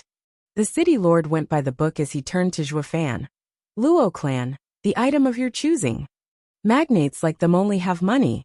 They have no legacy, only building their wealth over time. Humph. Fong Min found the right moment to mock them. Zhuofan smiled, and in a shower of light, a draconic roar echoed. The gaudy glow had them gawking.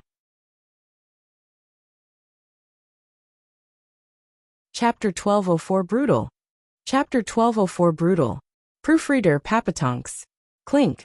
The light trailed over their heads and landed on the table, revealing the glorious and ostentatious 3-meter-long sword, with even a dragon scale on it, no less.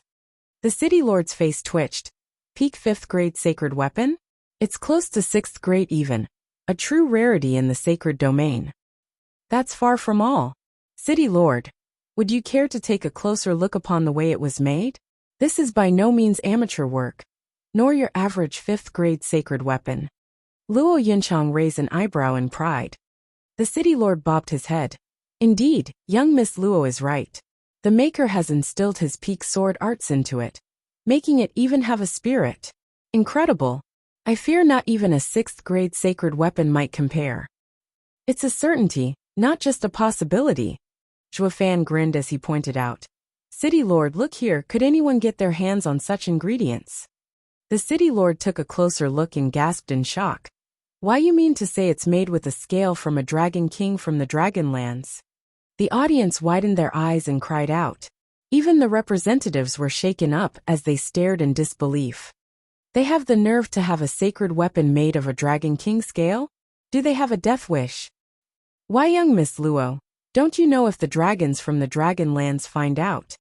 City lord's face twitched hard, barely finding the words to speak. Zhuofan waved off his concern. City lord, relax, we don't fear them, which is why we've taken it out. A dragon king is a peak 10th level spiritual beast, stronger than the average emperor. We took one's scales to make a weapon out of it. Yet we'd be scared to let them find out? Ha ha ha. Ah, I see. City Lord gave a bright smile, his heart racing as his image of Luo clan grew in his mind. Dragons were kings among spiritual beasts, with many powerful beings among them. Not even the 7 sacred mountains would mess with them, but the Luo clan did. Just who has their backs? Everyone's disdain of them was cut short then and there. The city lord gave them a long look, then declared, "People, I believe you all know the value of a 5th-grade sacred weapon. All of your treasures combined can't even match Luo clan and Sword Emperor's items each, with Luo clans being slightly better. Besides me, Luo clan is the final house, followed by the Sword Emperor representative. Then all of you according to your treasures. Objections? It's plain to see this is fair, so of course there aren't any." A grimacing old man took the demonic gauntlet as he turned to savage-looking young master. "Wraith Scholar, your shadow veil is 4th grade. As the demonic emperor's representative, bet with me, with you being the house." The scholar had a creepy smile as he fanned himself with a ghastly fan, nodding, "Sure, I shall be happy to face Thousand-Faced Devil. You ask first." "No, it's your right as the house." "With pleasure." "Pa."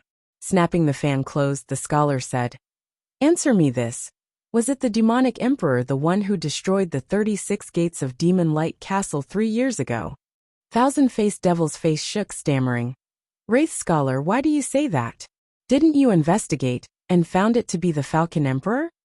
"Yes, we thought so as well, but after fighting among each other and suffering losses, it was the demonic emperor who took advantage of the gap to step in." "How do you explain that? What's so strange about them relying on the demonic emperor for protection to avoid casualties?" "None, actually. But in our war, neither side won, with the prideful demonic emperor expanding his domain for thousands of miles. It baffled both of us."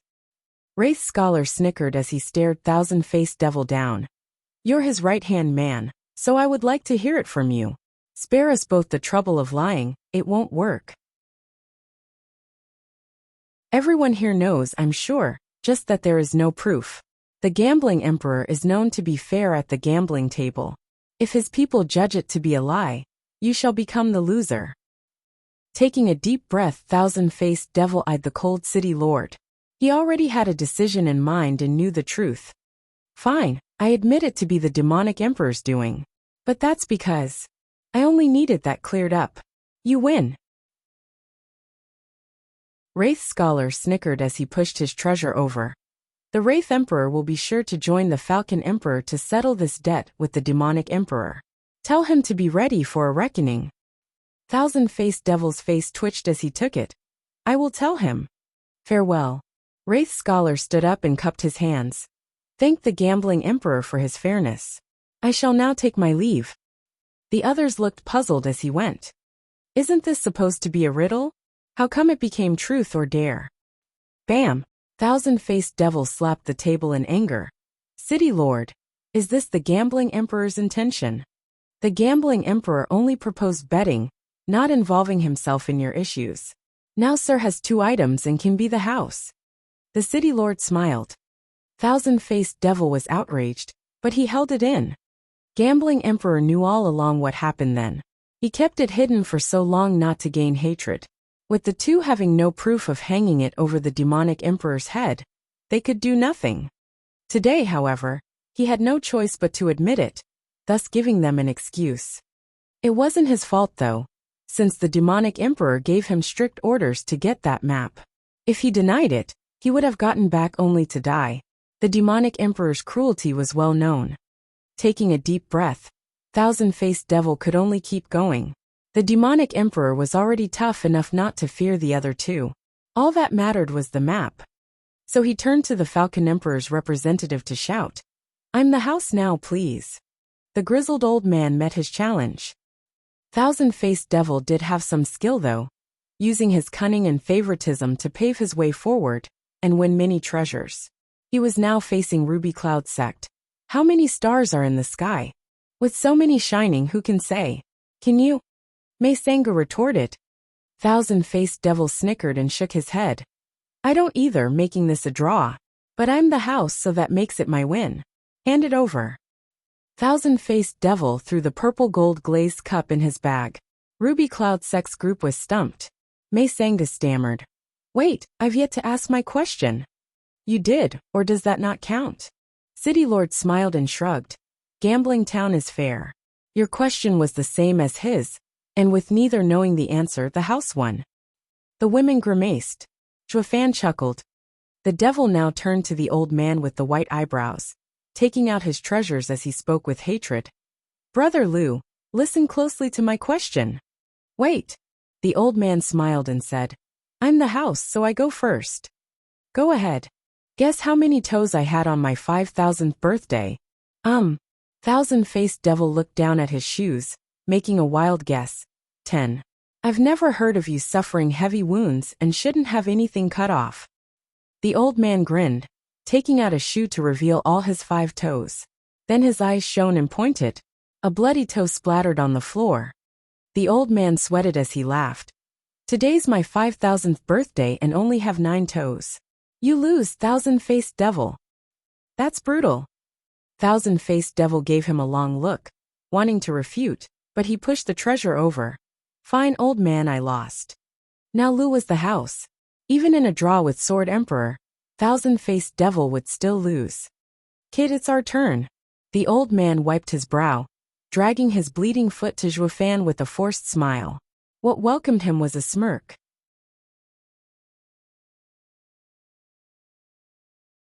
Chapter 1205 Headache.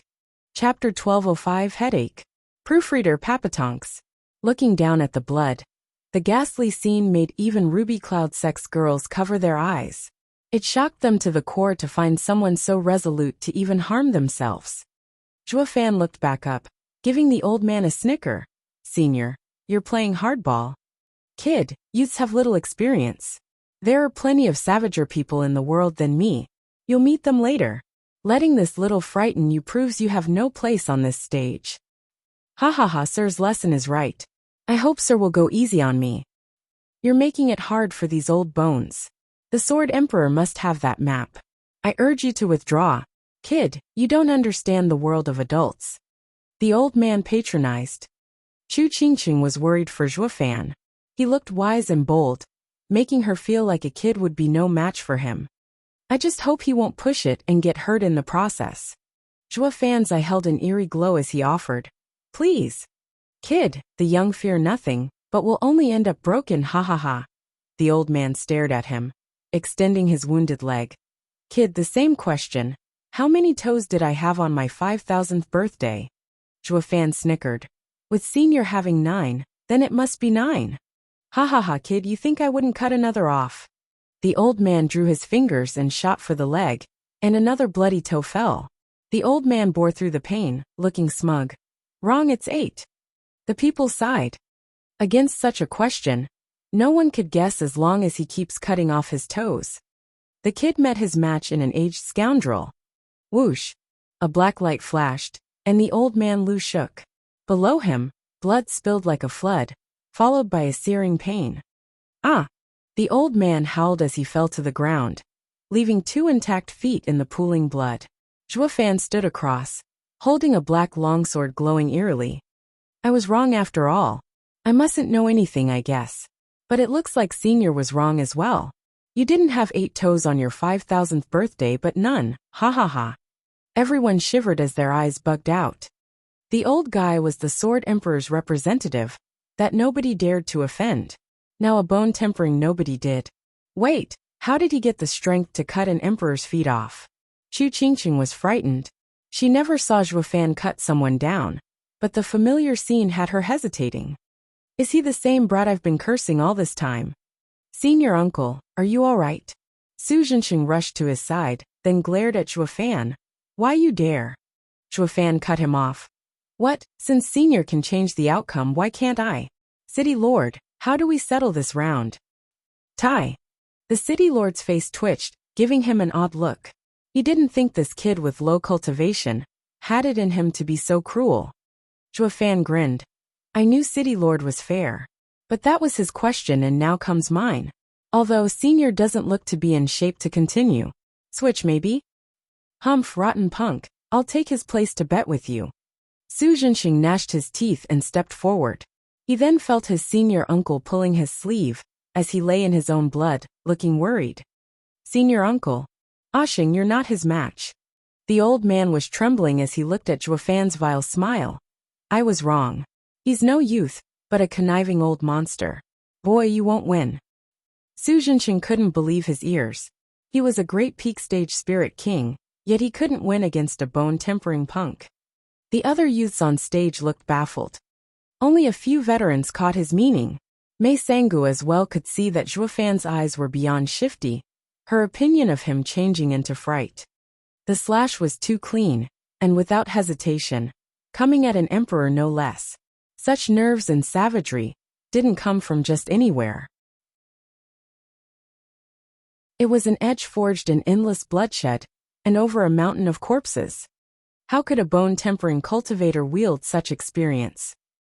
The old man gripped Su Zhenxing hard, gasping for breath as he gnashed his teeth. City Lord, we give up. You bet with him. Boy, this isn't over. I will get you for taking my 2 feet. Anytime. Zhuofan turned toward City Lord. Care to ask, City Lord? The City Lord looked grave. Steward Zhua. Now I know why you wield a clan's power, having the skills to handle the job. Thanks. Here's my question. The City Lord paused. This is the Nether Sea map. I want to know that if you got the map, how sure are you of finding it?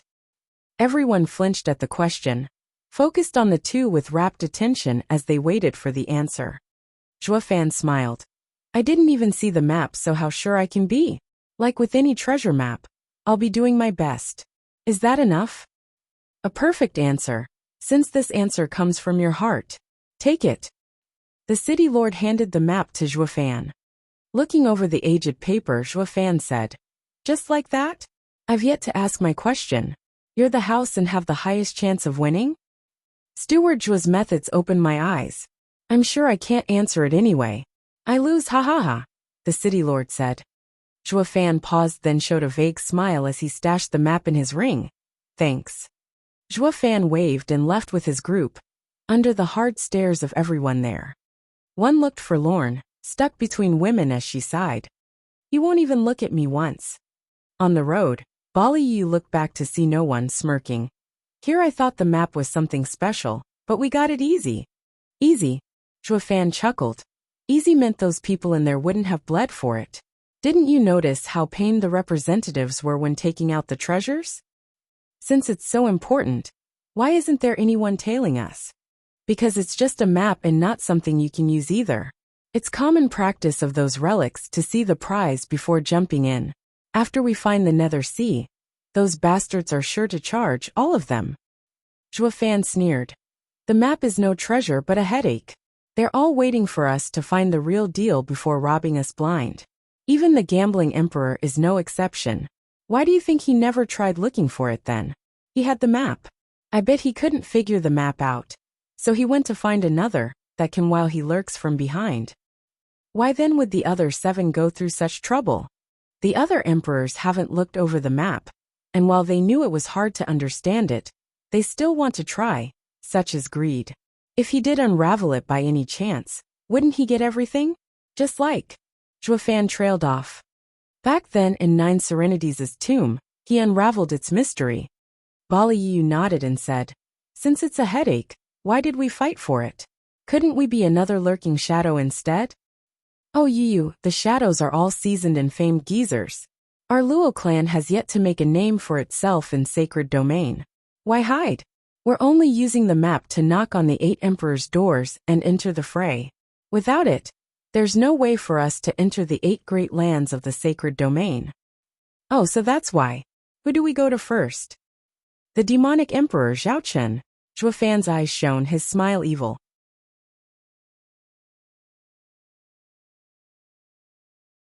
Chapter 1206, Honey Trap. Chapter 1206, Honey Trap. Proofreader, Papatonks. Zhuofan stood in the center of a pitch-black room. He took out a black sword as his right eye shone in 2 golden halos. Divine Eye of the Void, second stage, Void Annihilation. Bam! A ripple struck the sword, making it shiver. It then whooshed as it turned into a tan child. Sword Child had regained its freedom. Master, you're letting me out at long last. I was wrong and it won't happen again. Sword Child bowed on the spot. Zhuofan stared at it with a critical eye. Then where were you wrong? I disrespected my betters, and was hard on young Master San.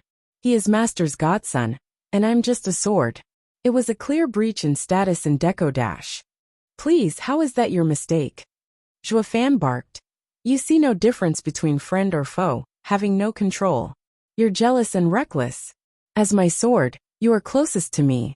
But with young Sanzi as my godson, you wanted to replace him. That's why you taunted him so much, backing him into a corner, until you had no other choice than to go for the kill. Tell me I'm wrong.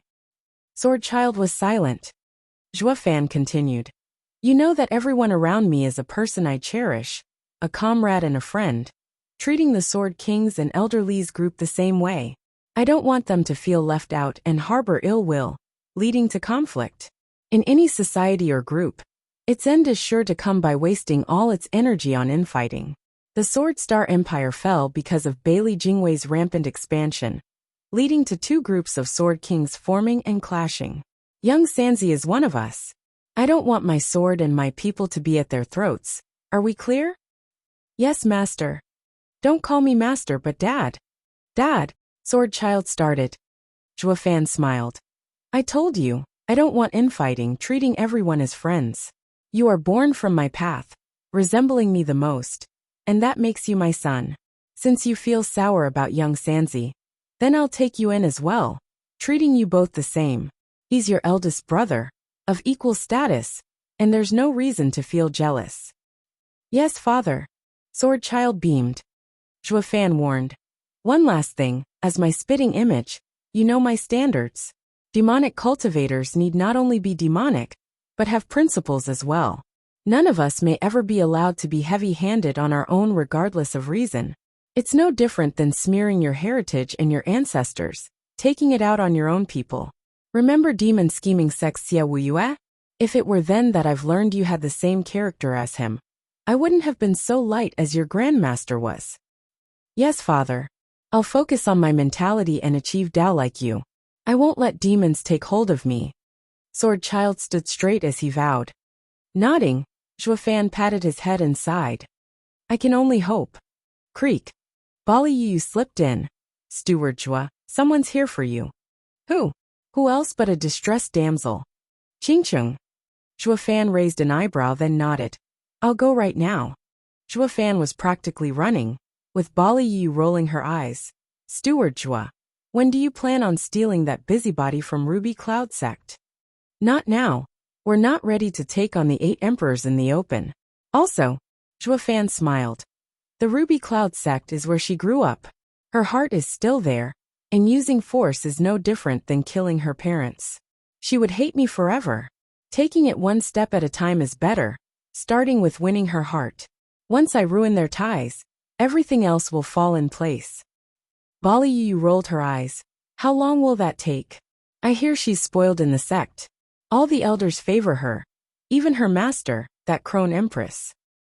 That's what worries me. Those hags are conniving banshees. Qingqing has shown nothing extraordinary about her. So how could she have caught their eyes to such a degree? Zhuofan asked in a frown. Speaking of, I had elderly look into Qingqing's past. Any news? None so far. He said he'll start once we're safe out of Gambling Town. Tell him to do it now. The Gambling Emperor's group is watching over the town. No one will try anything under their watch. Zhuofan said. Also with my other son here, safety won't be an issue. Tell him to get on it right away. Zhuofan patted Bali Yu's shoulder and left. She raised an eyebrow, looking oddly at Sword Child. Son? You became a son as well? I can't. You might say that I've been with my father day in and day out, every minute of the hour. Sword Child showed her a toothy grin. Why wanna be my mommy? Bali Yu flushed and looked away, feeling defeated. Why does he only ever care about her? Zhuofan reached the dazzling lounge, meeting with a hesitant Chu Qingqing pacing around. Qingqing, how did you get here? Zhuofan. His voice pulled her away from her worries, and then she hung her head, her shoulders slumped. Zhuofan knew why. Is something wrong? Zhuofan, just speak your mind after all. There's no secret between husband and wife, right? How irritating calling me your wife. Chu Qingqing glared at him with red cheeks, but her sadness returned once more. Zhuofan, I just don't know where to begin. Senior Aunt Mei wants you to give us the map. Zhuofan's brow shook, giving her a long look. Qingqing, you're putting me in a difficult position. You're my wife, yes, but the map belongs to my lord. I'm but a steward. Clan had saw greatness in me, and took me in as steward. I could never betray his trust by taking what is his. I feel the same. Despite being a steward, you rely on others. Senior Aunt is asking for too much. Chu Qingqing paused, then gnashed her teeth. Forget it, you don't have to feel bad, Zhuofan. I'll just tell them I failed. It's only going to get me a nagging at most. Chu Qingqing walked away, but Zhuofan caught her shoulder. Wait, you're saying they're going to fault you for this? Yeah, Senior Aunt won't be hard on me, but my senior sisters will mock and deride me. Chu Qingqing muttered. He took the forlorn Chu Qingqing into his arms and said, My poor Qingqing, my dear wife, what did you do to suffer so? Why don't you leave Ruby Cloud sect and live with me? How could I? Master and senior aunts are so nice to me. I can take a bit of scolding. I could never betray them. Zhuofan knew this was coming and faked difficulty. While I can't give them the map, as long as they'll give you to me, I'll have them take a look at it. I'll have you know I'm an established painter. Give me to you. Yeah, just mention it to them. It's their problem if they agree or not. It won't have anything to do with you, and they won't scold you. Zhuofan snickered, holding her close and cooing. Dear wife, I'm not saying that to demean you, only thinking of being together again. I would give anything for us to live together. Chu Qingqing smiled, swooning, but then she scrutinized him. All right, but how did you cut Elder Lu's legs on the betting stage? You're not an emperor but a bone-tempering cultivator, I know. You must all be disgusted with me. No, ever since then, Senior Aunt Mei changed her opinion of you. How did you do it? Simple really. Zhuofan snickered. Speed, ferocity and accuracy. He was just ahead of me and complacent in his victory. I just needed something sharp enough, and the result was clear to all. Not even a saint could escape from that. That can't be it. Senior Aunt said that a sword so fast could only be polished through mountains of corpses. How can you, at the bone-tempering stage? I'll be honest with you. I used to be a butcher. Zhuofan chuckled. Millions of pigs must have crossed these hands. Isn't that a mountain of corpses? Your senior aunt has good eyes, ha ha ha. Chu Qingqing nodded and exclaimed. I see. Only there's a big difference between a murderer and a butcher. About the same. Just look at people as pigs to the slaughter. You've been gone for quite a while now. Should you head back? Tell them what I said, and maybe we'll seal the knot. I'll become the mighty son-in-law of Ruby Cloud sect, ha ha ha. Annoying. Zhuofan urged Chu Qingqing to leave, flirting while at it. Chu Qingqing didn't mind it, just replying in good humor. Seeing her go, Zhuofan's face fell, gripping his fists. Rotten Ruby Cloud sect, trying to honey-trap me with Qingqing? What do you take my wife for? Bastards.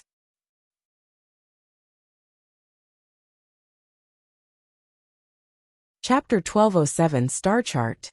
Chapter 1207 Star Chart. Proofreader Papatonks. In the nether sea's depth, the endless hellhold, where lost souls roam, their fate foretold.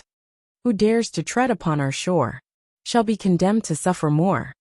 With mortal eyes forever blind, in the abyss their souls confined. Schwanger held a black paper covered in squiggles in an elegant room, reading the first line at the top. Morong Shui and Luo Yinchang frowned. Morong Shui ventured. These lines are supposed to unravel the nether sea map's secrets. It should, but what do they mean? Luo Yinchang held her forehead, feeling tired. The map is covered in black dots that make no sense. The only clue is this verse. It's been 3 days already, and we still couldn't find anything. Morong Shui shrugged. If it were that easy, the gambling emperor wouldn't have wagered it. Zhuofan was right. If he couldn't read it, give it to someone else, and reap the rewards while they fight. Regardless of who can read it, he would win in the end. It seems insidious experts aren't local to only mortal domain. The ones in sacred domain are each more twisted than the last. The other girls nodded. If there was one difference between sacred domain and mortal domain, that was power. The cruel and manipulative mentality was still thriving here as well. Creak. The door opened and someone came in. Schwanger, did you find anything? It's fine either way. We about to set off for Devil Mountain. Sorry, big brother Zhua, we can't do anything. Don't let it bother you so much. You had the map for 3 days while the gambling emperor must have gotten it decades ago, and still couldn't figure it out. It'd be stranger if you managed to do what an emperor couldn't. Zhua Fan didn't mind it, taking the map and giving it a long look. Whatever, I never planned on using it anyway. It's only a means to an end, to find that kid Humph. Zhua Fan folded the map. Schwanger jumped just then. Wait. Zhua Fan froze. What? I think I got something. Schwanger yanked the map from his stiff hand and stared hard at a black circle in a corner. Yes, why didn't I see it sooner? The black spots are just so many that this small area doesn't stand out at all. This part is actually the Phoenix constellation. Zhua Fan asked, what's that? The Phoenix constellation is a group of stars in the southeast corner of the night sky, focused on conflicts. A change there is chaos and fighting in the world. But with the star group being so large, how come it's so small on this map? If you hadn't folded it making it stand out, I wouldn't have seen it. You're saying this map covered in black dots is a star chart? Zhua Fan opened the map again and gave it a careful look. He noticed some familiar star groups as well, just that it was hard to single them out with all the dark spots. Yes, the map is a depiction of stars but heavily concealed. That's why none of the other experts could read it. We now know it's a star chart, but how do we find the Nether Sea's location? Schwanga mulled it over then jumped. Big brother Zhua, didn't Patriarch give you that treasure? Didn't he say to use it whenever you're looking for something or someone? Right, I totally forgot about it. Since it's a star chart, Sovereign Yin, who is adept in reading stars, his treasure has to help. Zhua Fan took out a black orb. How was he to use the two of them together though? The black orb came with an answer. The map showed a reaction as the orb appeared, giving off gray energy before vanishing. Zhua Fan's eyes bugged out. Where'd it go? The black orb flared black and trembled. Suddenly, all of their eyes went black, and they fell flat on the floor. Waking up, they found themselves in a black area filled with stars. Where are we? What are we doing here? Luo Yinchang cried out. Zhua Fan was calm, since he had been here before. No need to panic, our spirits have gone into the orb. It won't harm us. Look, the map. Schwanger drew their attention and pointed at the map expanding to the point of covering the entire area. The small black circles on the map now had stars shooting between them, turning it into an actual map. Zhua Fan cheered. It's the sacred domain's map, but where's the Nether Sea? Over there, I think. Schwanger pointed at a bright cluster. The poem mentioned lost souls. There is where the Death Star is, always dark, and shining only when death is about to take you. Since it's bright, then that must be the Nether Sea's location, a place where lost souls are buried. Zhua Fan was thrilled. Yes, that must be it. To think we'd figure it out in the end where the Nether Sovereign is. It was worth taking the map, ha ha ha. The girls were beaming as well, with Schwanger looking worried. Big brother Zhua, do you plan to go there? Of course. A sovereign's place is a special area anyone in sacred domain would drool over. Nether Sea is going to be very dangerous. Schwanger sighed, raising a finger. Big brother Zhua, look closer. What do you think this map is? Zhua Fan raised his head and shook as his face grew hard. With the stars on the map joined together, they drew the map of the sacred domain. But on the edge of it, they showed only one character. Death. Zhua Fan, the Nether Sovereign is warning us not to seek out the Nether Sea or... Luo Yinchang looked worried as well. Zhua Fan paused in thought then smiled. Well, of course a sovereign's seat of enlightenment would have some difficulties. Am I just going to miss out on this grand chance at witnessing the Nether Sovereign's seat of enlightenment? Zhuofan. All right, now let's go back. Luo Yinchang wanted to say more, but Zhuofan stopped her. He had them brought back to their bodies, and the black orb hummed, releasing the map. They got up and looked at the map with conflicted emotions. Zhuofan picked it up casually and placed it in his ring, but then doubt clouded his mind. Why did Sovereign Yun's treasure react with the Nether Sea map? He also warned me that his treasure can find any place and anyone. Qingqing is the one I wanted to find. As for the place, maybe it's... Zhuofan felt like someone was using him. Knock. Ahem, Steward Zhua, young Miss Chu came. I got it, elderly. Zhuofan put away the orb and left. The girls watched him while recalling the Nether Sovereign's warning and worried again. They even forgot about their jealousy. Zhuofan reached the lounge and saw Chu Qingqing and put on a smile.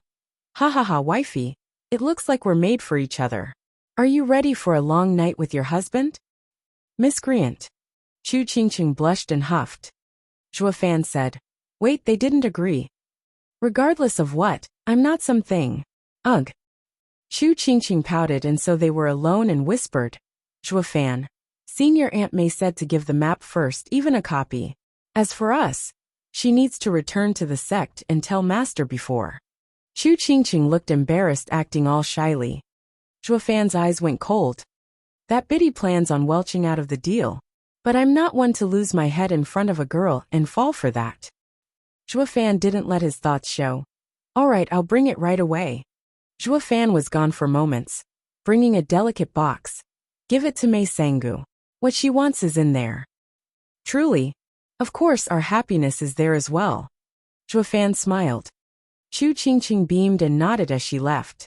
But after a step, she paused and pecked his cheek, running away with a flushed face. Zhuofan felt his cheek with a goony smile.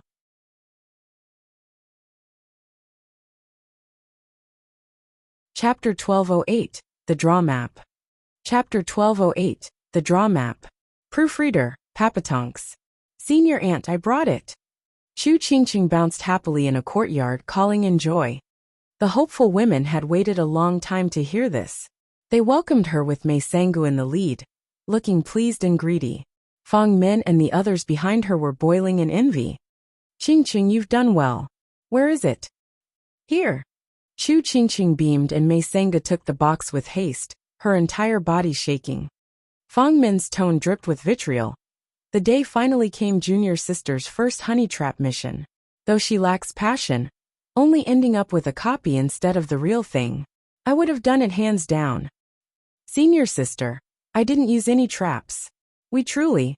Chu Qingqing lowered her head bashfully. Besides, the map is definitely with the clan head. If it went missing, he'll have to answer for it. He's already taking enough risk giving us a copy. We can't just. Mei Sangu was upright and honorable as she nodded. Yes, the boy shows his deep affection by doing this. We shouldn't be hard on him, since he couldn't do it anyway. It's good we at least got a copy, ha ha ha. Mei Sangu grinned from ear to ear as she was eagerly opening the box. Senior Aunt, what do you think then of his request? I'll tell senior sister once we get back. No rush. We'll do as senior aunt says. Chu Qingqing gave a sweet smile, lowering her head and fiddling with her clothes. She was like a chipper child that couldn't show her enthusiasm. Fang Min seethed at the side. What's so great about being with some ignorant and lousy punk? That's no reason to be content. Eh. A weird shout drew Fang Min's attention, looking over with joy. What is it, senior aunt? Is the map bad? No way. Zhuofan wouldn't lie to me. Chu Qingqing started and rushed to see. She didn't worry about the map though, but that this would get her senior aunt to flip out. Mei Sangu had a deep frown, holding a shriveled paper with yellow lines on it. It looked like a map, sure, but a map of what? All those random lines made it hard to decipher. I knew the Nether Sea was cryptic, but to think that not even I can make sense of any of it. Senior aunt, you actually believe it to be real? Fang Min looked it over. Maybe the punk just drew something random. Few have seen the Nether Sea map, with neither one among us. It'd be strange not to fool us. Chu Qingqing jumped in his defense. Senior aunt. Zhuofan was thoughtful the entire time. and even promised me to do his best in copying it to make sure it's identical. Senior sister is just making things up. I'm making it up? You tell me then, what kind of map is that? We can't make anything of it. Minner. Mei Sangha glared, taking the map with joy. The fact you can't makes it real. The Nether Sea would have been a famous attraction by now if everyone could read it. I can also feel the kid's sincerity through this copy. What do you mean, senior aunt? Look, there's not a mark of a brush being used when drawing it. It's not uneven like others. Mei Sangha held her head high as she claimed. If he was faking it, then he would have left clear signs of drawing. With the Nether Sea being so special, there's no way the map was drawn with a brush. The more mystical the lines, the more genuine it is and proves his sincerity. These yellow stains as well, that must be where the Nether Sea is. All that's left is reading it. Mei Sangha paraded the map before the girls, leaving them speechless. Staring at the random and fading lines had them baffled. Chu Qingqing looked pleased as punch though. Ugh. Fong Min reeled, feeling like throwing up her lunch. She pointed at the map. What the hell did the punk use? That paper reeks of pee. Really? Mei Sangha gave it a sniff then flinched with a wince. Yeah, just what did he use? It doesn't look like ink at all. Chu Qingqing panicked, but she couldn't allow this hiccup to make her senior aunt loathe Zhuofan. So she changed the subject. Senior aunt. Zhuofan said using ink was out of the question when making the Nether Sea map copy. Think about it. Ink is black and wouldn't be able to outline such vague and mystical drawing. So he went through toil and pain to find a famous and perfect color to match it. Senior aunt, he's very sincere. Really?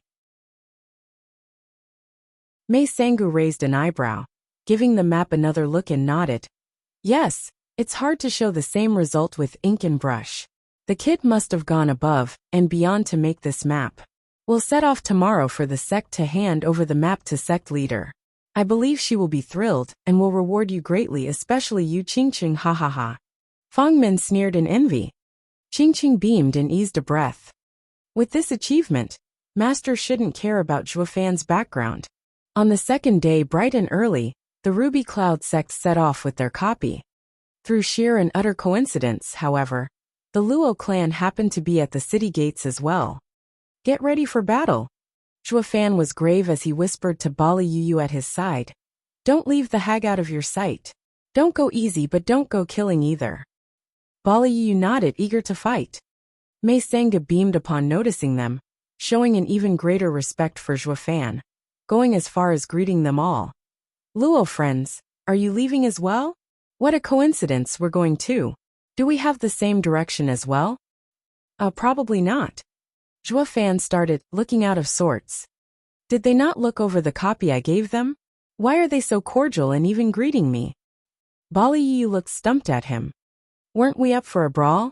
They see us more like friends than anything, without a shred of ill will. The Luo clan looked clueless as Mei Sangha showed a bright smile and cupped her hands at Zhuofan, practically rejuvenated on the spot. Steward Zhua, you're so young and able. I believe we will have many chances to work together in the future. Farewell. Mei Sangha left in a grand manner with her disciples. Chu Qingqing came before Zhuofan, winking and leaving in elation. A faint whisper happened to reach his sharp ears. Don't worry, senior aunt is pleased with you. We'll definitely succeed. Pleased? She's actually happy with my map? Zhuofan was floored, not registering as the girls left. The others were even more so. Zhuofan, didn't you say the hag would be hounding us through the city to kill us after seeing the map? We even had to get up so early for it. Why then was she pleased as punch? Bali Yu patted his shoulder. Maybe she'd be a real catch, if she shed off a couple or more 1,000 years. Zhuofan took a deep breath. Something's off here. The hag saw my handiwork and didn't get angry? What handiwork? Just how did you draw it anyway? How? Didn't all of us learn how to draw since we were kids? Zhuofan looked awkwardly, mimicking some motions before giving up. Bali Yu was still clueless. When did we ever draw? I never raised a brush in my life, so how can I draw? Hey, Sword Child, what did your dad mean? Sword Child happened to pass over, and she asked him. Sword Child showed a rather obtuse smile. To be my true mother, you must then understand how Dad draws. Hey, what's that supposed to mean? That I saw Dad take some random paper and whizzed on it. He waved it a couple of times to dry, then put it in the box. Sword Child snickered with a shrug. I'm but a sword spirit, so I've never drawn in my life. You humans, don't you pee since you were kids? You don't even know this? Dong. Bali Yu froze in place, looking at Zhuofan, now understanding as to why he thought that the hag would want him dead. Anyone in their right mind would explode being toyed like that, especially a senior. But is that hag slow in the head not to clobber it? I can barely hold back.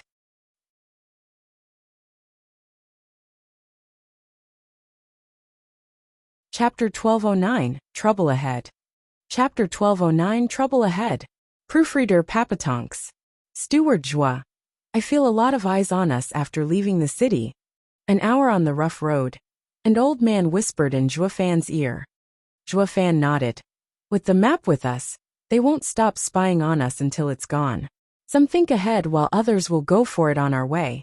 We might have picked a long tail, but few of them will ever attack us.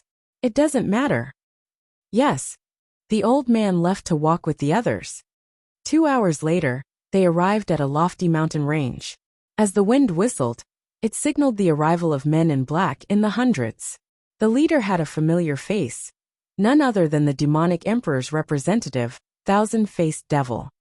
Zhuofan welcomed him with a smile and a shake of the head. Like master, like servants. I said Zhao Chen is fickle and impulsive, and his men are no different. Steward Zhuoluo clan. Thousand-faced devil ignored his complaints as he greeted with cupped hands. We have no bad blood between us. I know you are a grand clan, and wish to be cordial still. In that regard, I hope you will offer up the Nether Sea map. I won't forget such a favor. Zhuofan smiled, walking forward and returning the gesture. Senior, we'd gladly offer anything else if it means befriending you. But as it happens, the Nether Sea map isn't anything but something won through our blood and sweat on the gambling stage. There's no reason at all to give it to you, senior. Sorry. Steward Zhua, spare me the empty pleasantries. I won't buy it. Thousand-faced devil eyed the rest, turning cruel. I don't know how tough the Luo clan is, or how many experts it has, but from what I see, the only one able to fight me is the miss who met Mei Sangu. As for the rest, 20 spirit kings won't matter against my 100. You will all die. Steward Zhua must have earned your position with your guile, so you should know this as well. Zhuofan was unmoved. Senior, you mean that no matter what we'll incur from it, you still have to rob us?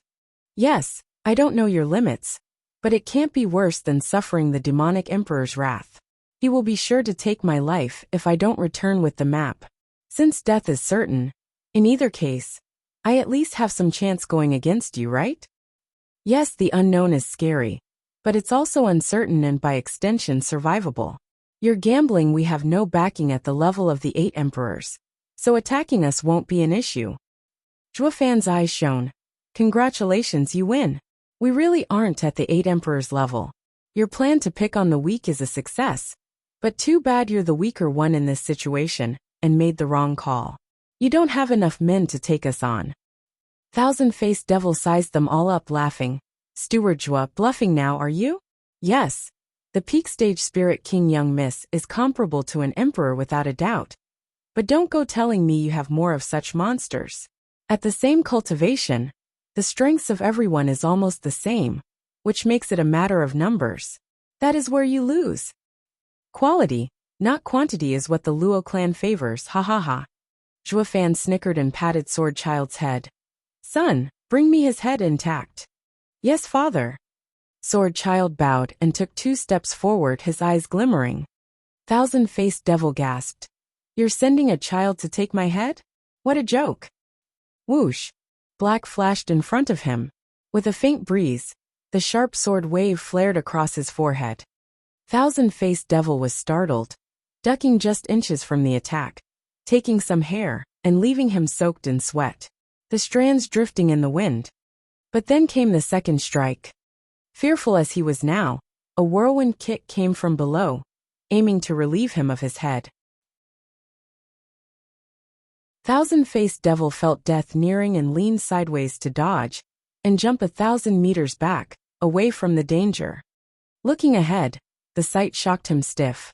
The one who almost took his life was none other than the scrawny child. His kick did not touch him, but the force behind it unleashed a sword wave that reaped 10 lives. The bodies turned to mist, cutting thousand-faced devil's 100 spirit kings to 90. SSS. Gasping, everyone went pale. Thousand-faced devil was shaken to the core, his bravery gone as he looked at Sword Child in utter dread. It was beyond him how a 7-year-old wielded such deadly power. Is he even human? Thousand-faced devil felt his world view come crashing down on him. Sword Child was of course a sovereign weapon, sharp and deadly. Not even a sacred beast could match his toughness, let alone humans. Boy, you're quite springy for an old man. Sword Child huffed, snickering at thousand-faced devil. The latter felt his skin crawl, then noticed the casual Luo clan.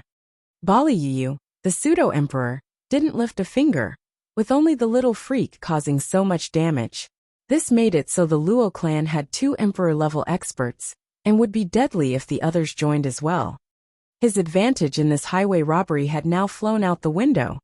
Thousand-faced devil sighed, thinking of backing off, but a look at the glaring Bali Yu and Sword Child told him he had to pay for starting this. At least an emperor had an emperor's advantage, one a spirit king couldn't cover. Thousand-faced devil's eyes flashed, and he made a sign. As his hands moved, ghastly faces appeared in the air. Imperial mark, thousand faces slaughter. Thousand-faced devil flew in the air and then vanished. The wind stirred and 1,000 golden, 100-meter-tall ghastly faces appeared from above. Hee, now you know why they call me thousand-faced devil. Thousand-faced devil was hidden among those faces, cackling. My imperial mark is made of a spirit king level soul attack for every face.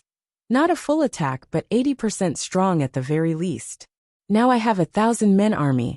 Boy, your monsters might be tough and can live through this, but what about the rest? Especially you, Steward Zhua, and your young miss. You're too weak and an easy target. No one to give up. Hand over the map. Bam! Sword Child waved and smashed a face in disdain. Nothing but parlor tricks, crumbling at a touch. Hi, I told you it's not for you too. With your strength, you can beat 1. But what about 1,000? Also my faces can reform after beaten. How long will you last, I wonder? Following his creepy laughter, another face formed, completing the set of 1,000. Sword Child waved, making the air warp from the heat. Then let's see which will last longer, your faces or my searing strikes. Humph, decimating sword art, rampant inferno. Who? Fire sparked to life out of nowhere throughout the sky, making the faces tremble and crumble to dust. The 1,000 faces were burned to nothing in an instant, with incessant cackling still coming from above, only this time, it was one of agony. Sword Child showed his evil side as he sneered. Now you know what I'm made of. Don't move. A shout caught their attention as a boiling hand grabbed Zhuofan's neck.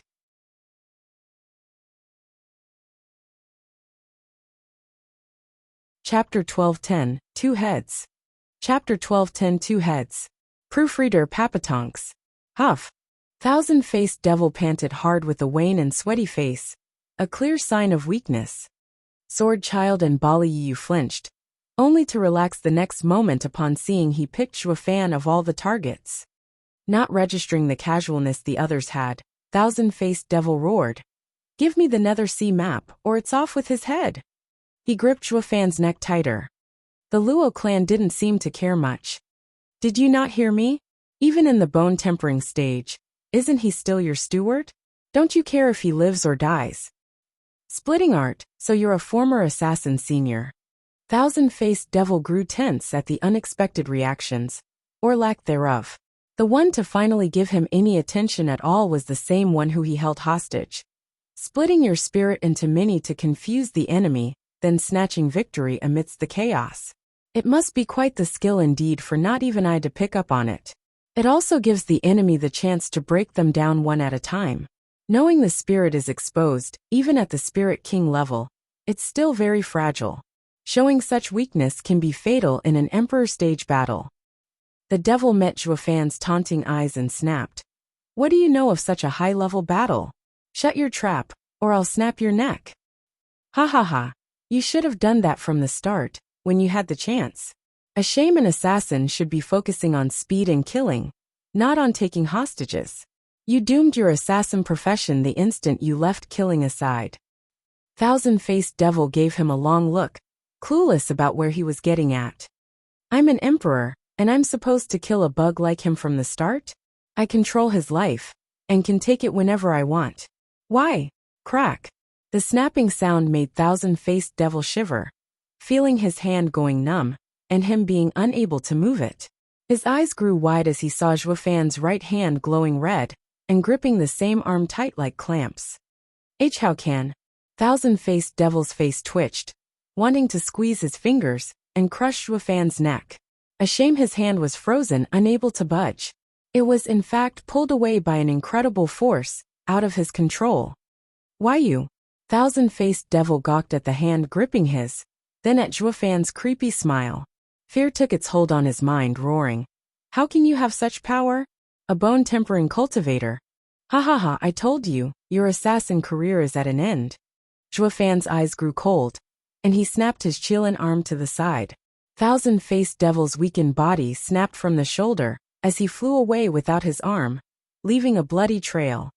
Whoosh! Before he got to taste the agony of having his arm yanked out of his socket, something black flashed in front of his horrified eyes. A sword slash. Whoosh! A head rolled in the air, falling in a small hand. Thousand-faced devil's headless body spurted blood for a few moments, then plopped. His men saw their boss off like nothing and lost all courage, flying away in panic. Zhuofan's group let them go, holding them in disdain. Of all the people here, taking Steward Zhuo hostage is like signing your own death warrant. Dad, here's his head. Sword Child presented the shocked and terrified head to Zhuofan. He nodded and put it in his ring, before signaling the others to resume their journey. Minutes after they left, many men in black appeared at this bloodbath, before vanishing once more. In a manor in Mist City, the city lord heard the scouts' report and turned pensive. You're telling me the Luo clan had an easy time dealing with Thousand-Faced Devil's team? They definitely aren't a normal group to not care about the demonic emperor's opinion. Have you found anything about them? City lord, we've long since sent people to Joy Town, and there is such a clan there. But with the location being so remote, it'll be hard to find anything from their past. From the passing traders, we did find that the town has been around for thousands of years, far from the secular world, and from the power struggles of the sacred domain. Why would this monster rise up now of all times, after thousands of years? And so flashy too. The city lord paused. I'll need to report this to the gambling emperor. Something isn't right about this group, messing with the 8 emperor's people, and even stealing their things. 2 months later, in a dark hall, only a pair of eerie eyes were seen coming from the seat of honor, with the city lord kneeling below, reporting Gambling Town's events. A bright smile appeared below the eyes. Ha ha ha, how amusing! Of all the famed 8 emperors, none won my gamble. The victor turned out to be some unknown clan from nowhere. Gambling Emperor, the Luo clan has many people of great talent. Their steward Zhuofan has low cultivation yet holds such a position. His conduct is calm and calculative, while the guards are firm and resolute. They're more than meets the eye. Of course, while life is a constant fight, and luck plays a large role, by lacking strength as well, luck can only get you so far. I could never look down on such a clan. Ha ha ha. The gambling emperor smiled. So they killed the demonic emperor's men, inciting the butcher. What will his reply be? If they hold an emperor's power, they have no reason to fear. Otherwise, their choice is to seek their backer or find shelter with the other 7. This will make the next owner of the map known. Where will they go then? The city lord bowed. Gambling emperor, the scouts following them say they're going toward Devil Mountain. What? Gambling emperor finally showed a reaction, the eyes stunned for a moment. Having killed his men, The demonic emperor is bound to hunt them down till the end of days, and yet they're knocking at his door. What's the Luo clan up to? They believe that they have the power to fight with the demonic emperor and settle it? The gambling emperor frowned, with the city lord unable to provide an answer. Meanwhile, a lavish and jaded jar crumbled as it met the hard floor. An imposing youth wore a scowl in anger as he jumped to his feet and stared down at the shivering men in black below. Not only did you not get the Nether Sea map from Gambling Town, but of those I sent, one is missing and the other got killed by some nameless and unknown little group, no less. Demonic Emperor, sir. The Luo clan is a mystery that we can't deal with, one man ventured, shaking like a leaf. Unlike Zhuo Fan's calculative and deceitful nature, Zhao Chun was more of a petty and impulsive prick. Once in power, he never stopped lusting for more, expanding his domain. His handling was cruel as well, worse than Zhuo Fan. His reckless reputation sent fear in his enemies, but also his men. Zhao Chun gave them a sinister smile. Can't deal with it? Thousand-faced devil took 100 spirit kings, yet couldn't handle one lousy clan? What use do I have of you then? Garbage! Zhao Chun roared, and the one who reported got split into bloody chunks with a splat. The others trembled in terror. Sir, please calm down. Humph, every day I hear the same thing. You only had to show a bit of courage, and do what I told you to, and I wouldn't have to take my rage on you. Zhao Chun flicked his sleeve. What of the Luo clan? Where are they? We don't know. You don't. Demonic Emperor, sir. They killed Thousand-Faced Devil, and we didn't try. Garbage. Zhao Chun threw his hand, and more than 10 people went splat, covering the floor in blood and gore. The rest cowered back. A voice came from outside. Demonic Emperor, someone's here to seek an audience bearing gifts. Gifts? Zhao Chun was curious. Bring it here. 2 boys walked in with 2 exquisite boxes and placed them on the ground. Zhao Chun flicked a finger and 2 bloody heads were revealed.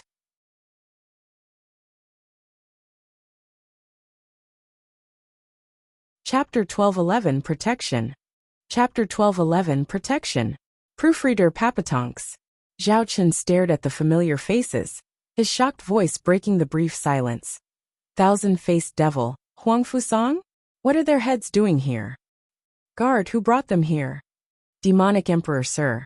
They call themselves the Luo clan of Joy Town, and are outside the mountain waiting to see you. A guard rushed in, looking fretful in the face of Zhao Chun's rage. Zhao Chun's face twitched in disbelief. Luo clan, as in the same one? They dare bring my men's heads. They've gone too far. Seize them and drag them in here. I want to see what the hell they are up to. Yes. His men went to follow his orders, and brought a man and a woman surrounded by black guards into the hall. Looking at his old place, it took Zhuo Fan back to the good old days. The only thing spoiling his reminiscing was seeing Zhao Chun unchanged after thousands of years. He showed a savage grin, yet bearing no hatred. Zhao Chun shivered as their eyes met, feeling an uncanny familiarity. His heart began to race with fear, and even staggered back. Pa! One man in black bowed. Demonic Emperor, sir. They are the Luo clan's people that brought the heads. We await your orders. A leave. Zhao Chun never took his eyes off Zhuo Fan, losing all his anger as he gave a numb wave. All of you leave. All right. The men shared puzzled looks, finding Demonic Emperor's demeanor off, like he wasn't himself. It was their first time hearing his kind voice, so they left on the double. Zhuo Fan, Bali Yu and Zhao Chun were the only ones left, as well as the bloody floor with the corpses. Zhuo Fan smiled at the stiff face, cupping his hands. Demonic Emperor, your reputation precedes you. I am Steward Zhuo of the Luo clan. Here is my guard Bali Yu. It's an honor to finally meet the great Demonic Emperor. Your name feels familiar. Zhao Chun squinted, lost for a moment before saying, not just the name, but also the character. No, it's not the same. He was never one to be casual, and never lowered himself to become some steward. No, it's definitely impossible for a dead guy, ha ha ha. Zhuo Fan smiled. Demonic Emperor, what are you saying? Nothing. Zhao Chun snapped back to reality, his face going cold as he stared at the heads. Steward Zhuo, was it? What is the meaning of this? Your show of force or challenge. No, no, no, demonic emperor sir. This is the clan head's gift. He wishes for you to gladly accept it. Gift? You kill my men and bring me their heads, and you call it a freaking gift?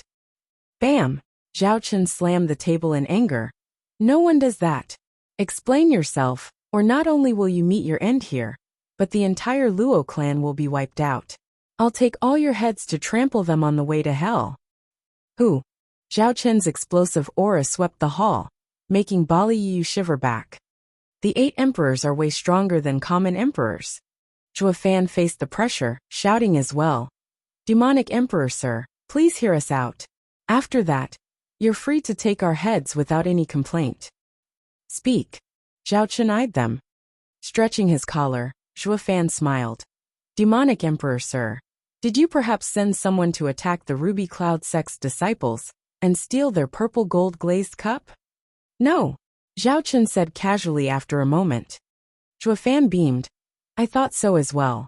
The demonic emperor would never stoop as low as do something like this to the Ruby Cloud sect leader, one of the 8 emperors. It would not only stain your name, but would make another strong enemy without any reason. Why ever go through all that grueling trouble? But he announced himself as one of demonic emperor's aides, dropping Sir's name while saying it was your idea all along. I did not want him to yammer on and make Sir's life worse, so I was swift in removing this bandit to preserve Sir's name.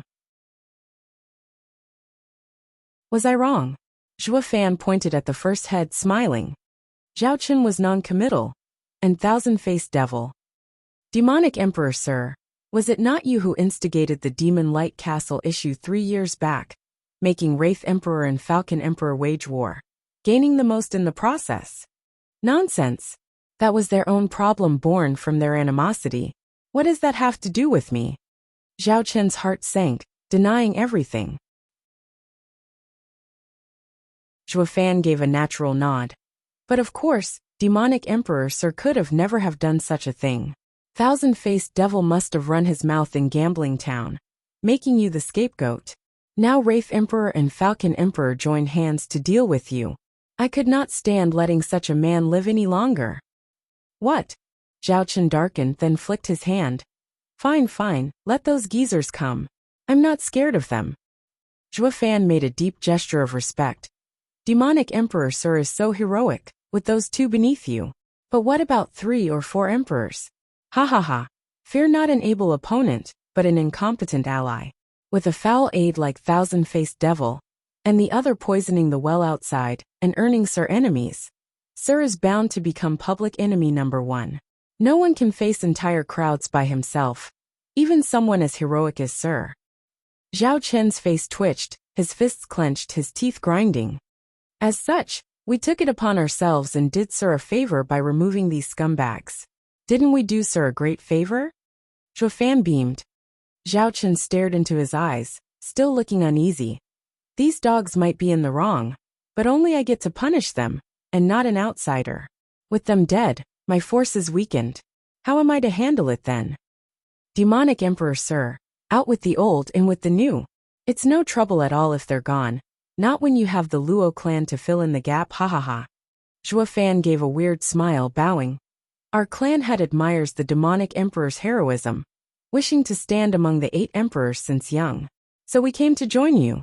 I ask that demonic emperor gives us a spot. Of course we're not going to be like those 2 boneheads, for we are far superior than them in every way, be it in strength or handling matters. This way, they didn't die to outsiders, but removing the filth in Sir's stead. Zhao Chen shook hard, gasping. You want my protection? Of course, there's no reward without effort. Which is why we went out of our way to showcase our results and receive Sir's protection. Zhuo Fan's hand shone, and took out an aged paper. He offered it with 2 hands, making Zhao Chen jump in joy. The Nether Sea map. Yes, we know Sir wants it, and went through hell and high water to bring it to Sir. Zhuo Fan smiled, glancing at the ghastly heads with derision. Also, this is our chance to prove our use to Sir. The 2 lost their lives and couldn't get it while we did. I am confident Sir would be pleased to have us. Zhuo Fan nodded as he smiled wildly, but then he hesitated. Why is it you chose me of all the 8 emperors? And don't tell me it's out of admiration or some flowery speech. I want the truth. Demonic Emperor Sir is a man of many values. I knew we made the right choice. The two shared a nod before Zhuo Fan turned to Zhao Chen. I'll be perfectly honest. The Luo clan has been hiding in Joy Town for millennium. To come out of that hole, we needed an emperor on our side. We had to make a choice from among them. Sir can also see that with our strength it'd be easy to have any emperor's favor.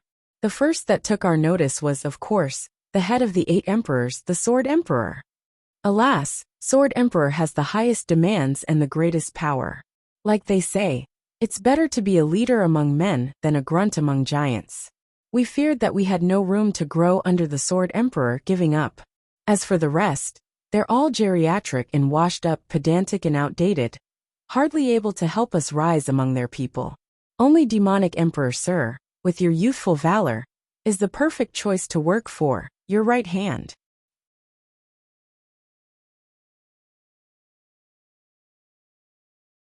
Chapter 12:12 Give and Take. Chapter 12:12 Give and Take. Proofreader Papatonks. Zhao Chen approved as he nodded, elated at the praise. Good eye. I see your clan head is an educated man. I'm not one to brag, but among the 8 emperors, only I have such strength and right to be the head among all emperors. It's only a matter of time before the decrepit Sword Emperor will be replaced. That's what our clan head's been saying as well, although, yes, we killed 2 of Sir's men, and going to another emperor would keep us safe, if only for a while before we'll suffer your retribution. Being the target of the demonic emperor's wrath is like having a viper stalking you. We'll never get a wink of sleep. Only under Sir's protection could we be friends instead and resolve this animosity. Zhuo Fan sighed. Regardless of everything, our best choice had and always will be demonic emperor. Zhao Chen gave him a long look. Good thinking and impeccable analysis. Yes, you've made the perfect choice in coming here with these fools' heads. Who is it, though, that came up with this brilliant tactic? Zhao Chen's eyes shone somewhat eager. Demonic Emperor Sir, Steward Zhua is our clan head's trusted man. With him helping clan head every step, it is only his duty to help clan head make a decision. That was Bali Yi's cue, and she came forward with a cupped hand. Zhuo Fan shook his head in modesty. Please, I only offered simple advice. Clan head had the final say. Steward Zhua, take credit where it's due. As a bone-tempering cultivator, to stand next to clan head is only possible by showcasing your impressive talent. Bali Yi mocked.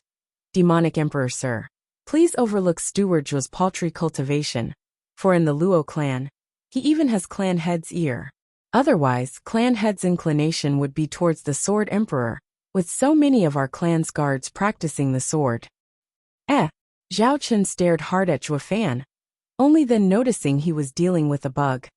Belying his low cultivation, the guy was very well placed in fact. This further proved his talents lay elsewhere. From what the woman says, the guy must be quite the deep thinker. Blasted, that's exactly the talent I'm missing. Zhao Chen walked forward, taking Zhuo Fan's hand with a smile. Ha ha ha. It's so rare to find a true strategist these days, Steward Zhua. I truly need someone like you for Devil Mountain. Leaving it up to those fools will run all its millennium-long legacy into the ground. Demonic Emperor Sir, you're too kind. Then the Luo clan. Say nothing more. Of the 20 demon guards, 36 cities and 64 clans. As you replace thousand-faced devil, you shall be above every one of them. Zhao Chen slapped his chest, vowing, I shall declare the Luo clan as my loyal subjects, with Steward Zhuo my right-hand man. Any that touches you will earn my wrath. Demonic Emperor Sir, shouldn't it be clan head who has my position? What's the difference? You help Luo clan head, and he helps me. Isn't it all the same? Why be so complicated about it? That goes beyond my authority. Shouldn't Sir address clan head first? What's the point? What I say goes. Guard, prepare a feast to welcome Steward Zhua.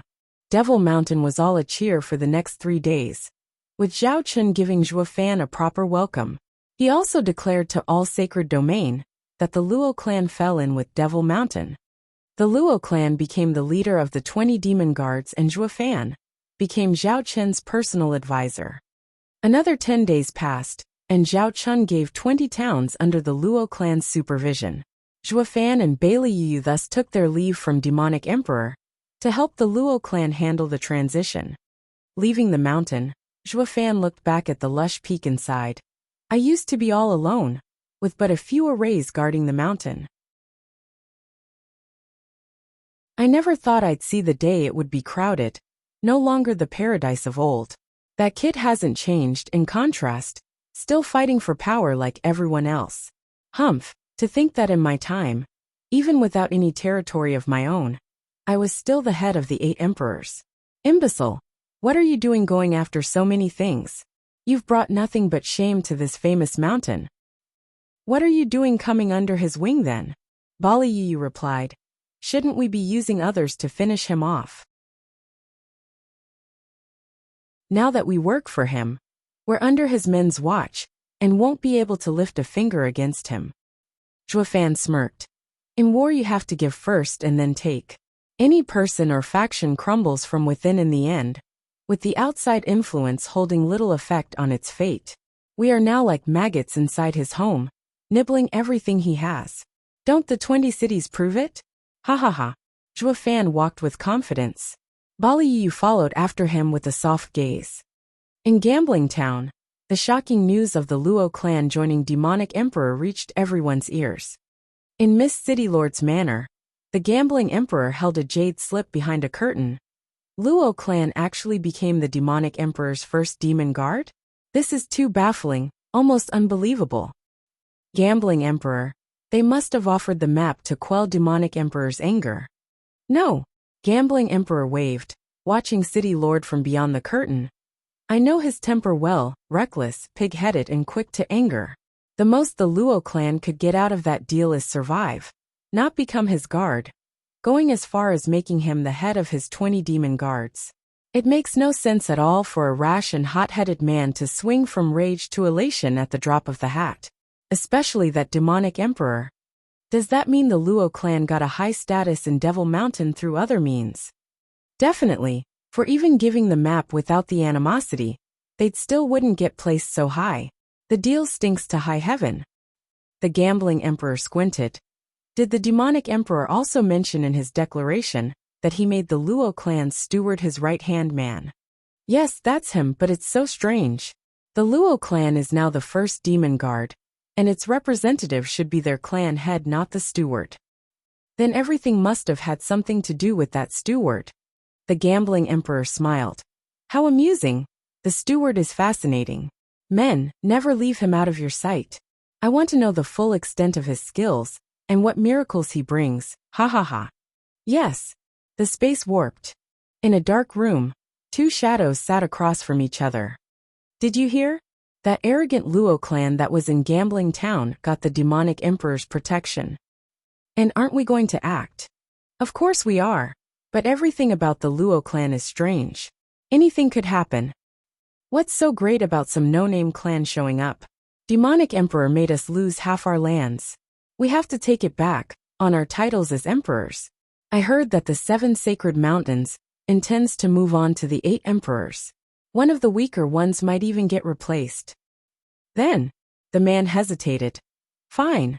Then if we have to strike, we'll go after the Demonic Emperor. The Luo clan wants to have a protector to spread its wings, but they've made the wrong choice. In the Ruby Cloud sect, a woman in her 40s sat in the main seat holding a yellow paper with a grimace. Junior sister, are you certain this is a copy of Nether Sea map? Definitely. Just look at the vague lines and the faded landscape. No brush could ever leave such artistry behind. Mei Sanga looked proud as she explained. Her disciples bobbed their heads, even Chu Qingqing. Mei Sanga was happy to give Chu Qingqing the credit. Senior sister, it's all thanks to Qingqing using a honey trap to get that boy to forget all dangers in making this copy.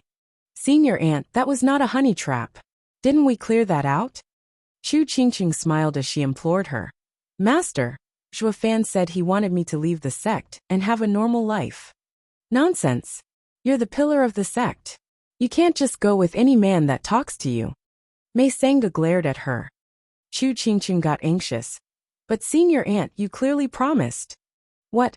I only said we'll return to report to senior sister.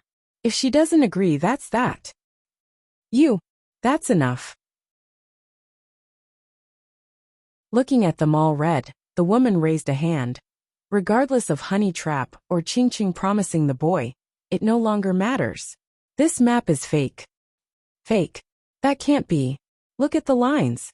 Not made by a human, right? The woman sneered. To be so smug when the other fooled you so badly. No man made the map, true, but also untrue, since no brush was used. Mei Sanga blinked in confusion.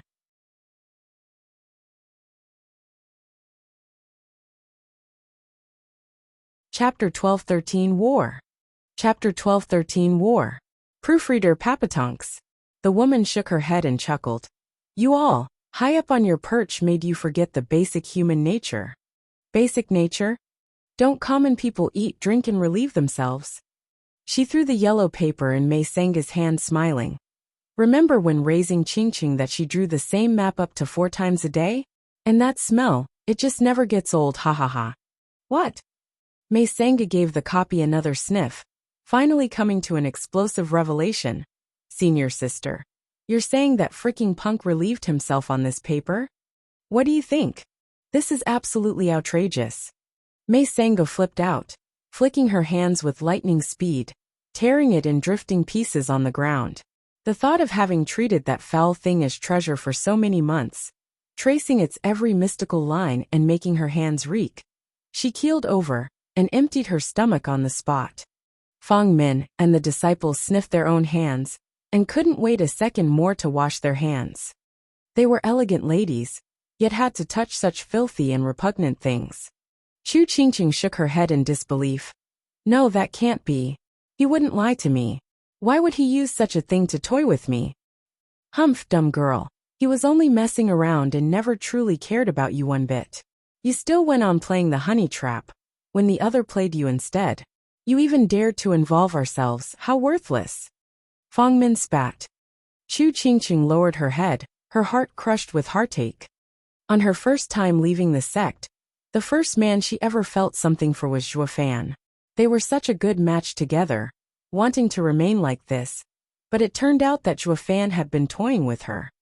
He could have just said the map couldn't be copied. Why did he have to lie to me? Are senior sisters right, that he's only using me and never really cared? How could I be so foolish to not see it? In Gambling Town, he had so many pretty women around, so why would he care about some plain girl instead? As her bleak outlook turned forlorn, Chu Qingqing's heart sank. The woman on the main seat coughed. Qingqing, men are fickle, so don't let them get to you. You have your destiny with you, and are much better off without those fools. Focus on cultivation. Chu Qingqing deflated, and gave a weak nod as tears brimmed her eyes. Senior sister, I can't do anything right, letting some brat get the best of me at my age, and even bringing such filth back to the sect. I deserve to be punished. Mei Sanga looked ashamed. The woman waved her worries away. We have thousands of years of experience, making our childhood memories vague. The disciples are also sensible to not encounter such an event. It only came to mind, because I've been looking after Qingqing all these years. She is my dear precious disciple, making these memories deeper, ha ha ha. Master! Chu Qingqing was touched. Unable to overcome the sadness within, she started bawling. Fang Min huffed in envy. Damn this girl throwing tantrums. She didn't help the sect one bit, yet Master still treats her so nicely. Where's the fairness gone to? Mei Sanga only grew angrier and roared. Rotten cretin. Senior sister, I'm going after him and putting him in his place, or he'll think Ruby Cloud sect is a pushover. The woman caressed Chu Qingqing's hair, her eyes flashing. Sect leader, Devil Mountain made a declaration to the entire sacred domain. A sharp voice came from outside, and a girl floated in to present a jade slip. The woman took the jade slip and shouted, Sengu, you don't have to go. He's untouchable. Wah! Take a look at yourself. He and the Luo clan are now cherished men of demonic emperor. Going after him means waging war. What? Mei Sangha snatched the jade slip and gave it a quick read, her face fuming. Damn it! They must have given the real Nether Sea map for his status, so the dog would have a master. We can't do anything to him now. Fong Min and the rest were shocked. The Luo clan sure works fast, getting the demonic emperor's protection in such a short time.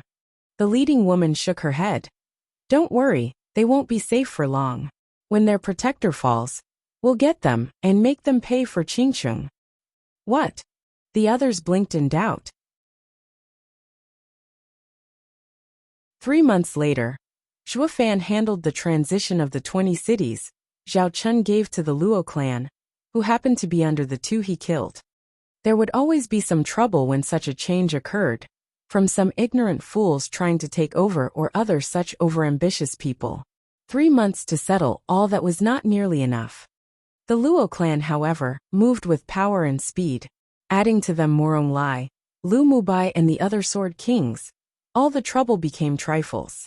The 20 cities fell into their hands, finally making it officially Luo clan's second turf in sacred domain, thousands of times bigger than Joy Town. It wasn't meant to last, as barely after the Luo clan set up their operations, they met a huge issue. The Three Emperors' War. Steward Zhua, Featherwind City has noticed suspicious activity outside its walls. A guard bowed before Zhuo Fan. Zhuo Fan frowned. Featherwind City is next to Wraith Emperor's lands. Do Wraith Emperor and Falcon Emperor prepare to move? Big brother Zhuo, do we act? Luo Yinhai came over to ask. Luo Sifan spoke with pride. Let them try. We have nothing to fear with the demonic emperor watching over us. The Luo clan isn't the only one fighting in this. We have reinforcements. Not happening. Zhuo Fan glared at the two. You think of yourselves shielded and want to fight them? Even with covered backs, it'll be our Luo clansmen who will die out there. Why should we take such losses? Luo Yinhai nodded. I can understand that, but we are at the border of the demonic emperor's lands. Are we to retreat if not attacking? Retreating will ruin this rare chance of getting in the 8 emperors' conflict. Then, get the best of 2 worlds by watching them slaughter each other. This grudge is between the 3 of them, and we can stay clear. How is the question? Zhuo Fan mused with a flickering gaze. Another person burst in with a new jade slip. Steward Zhua. Demonic Emperor Zhaoqin requests your presence. I was about to go see him as well.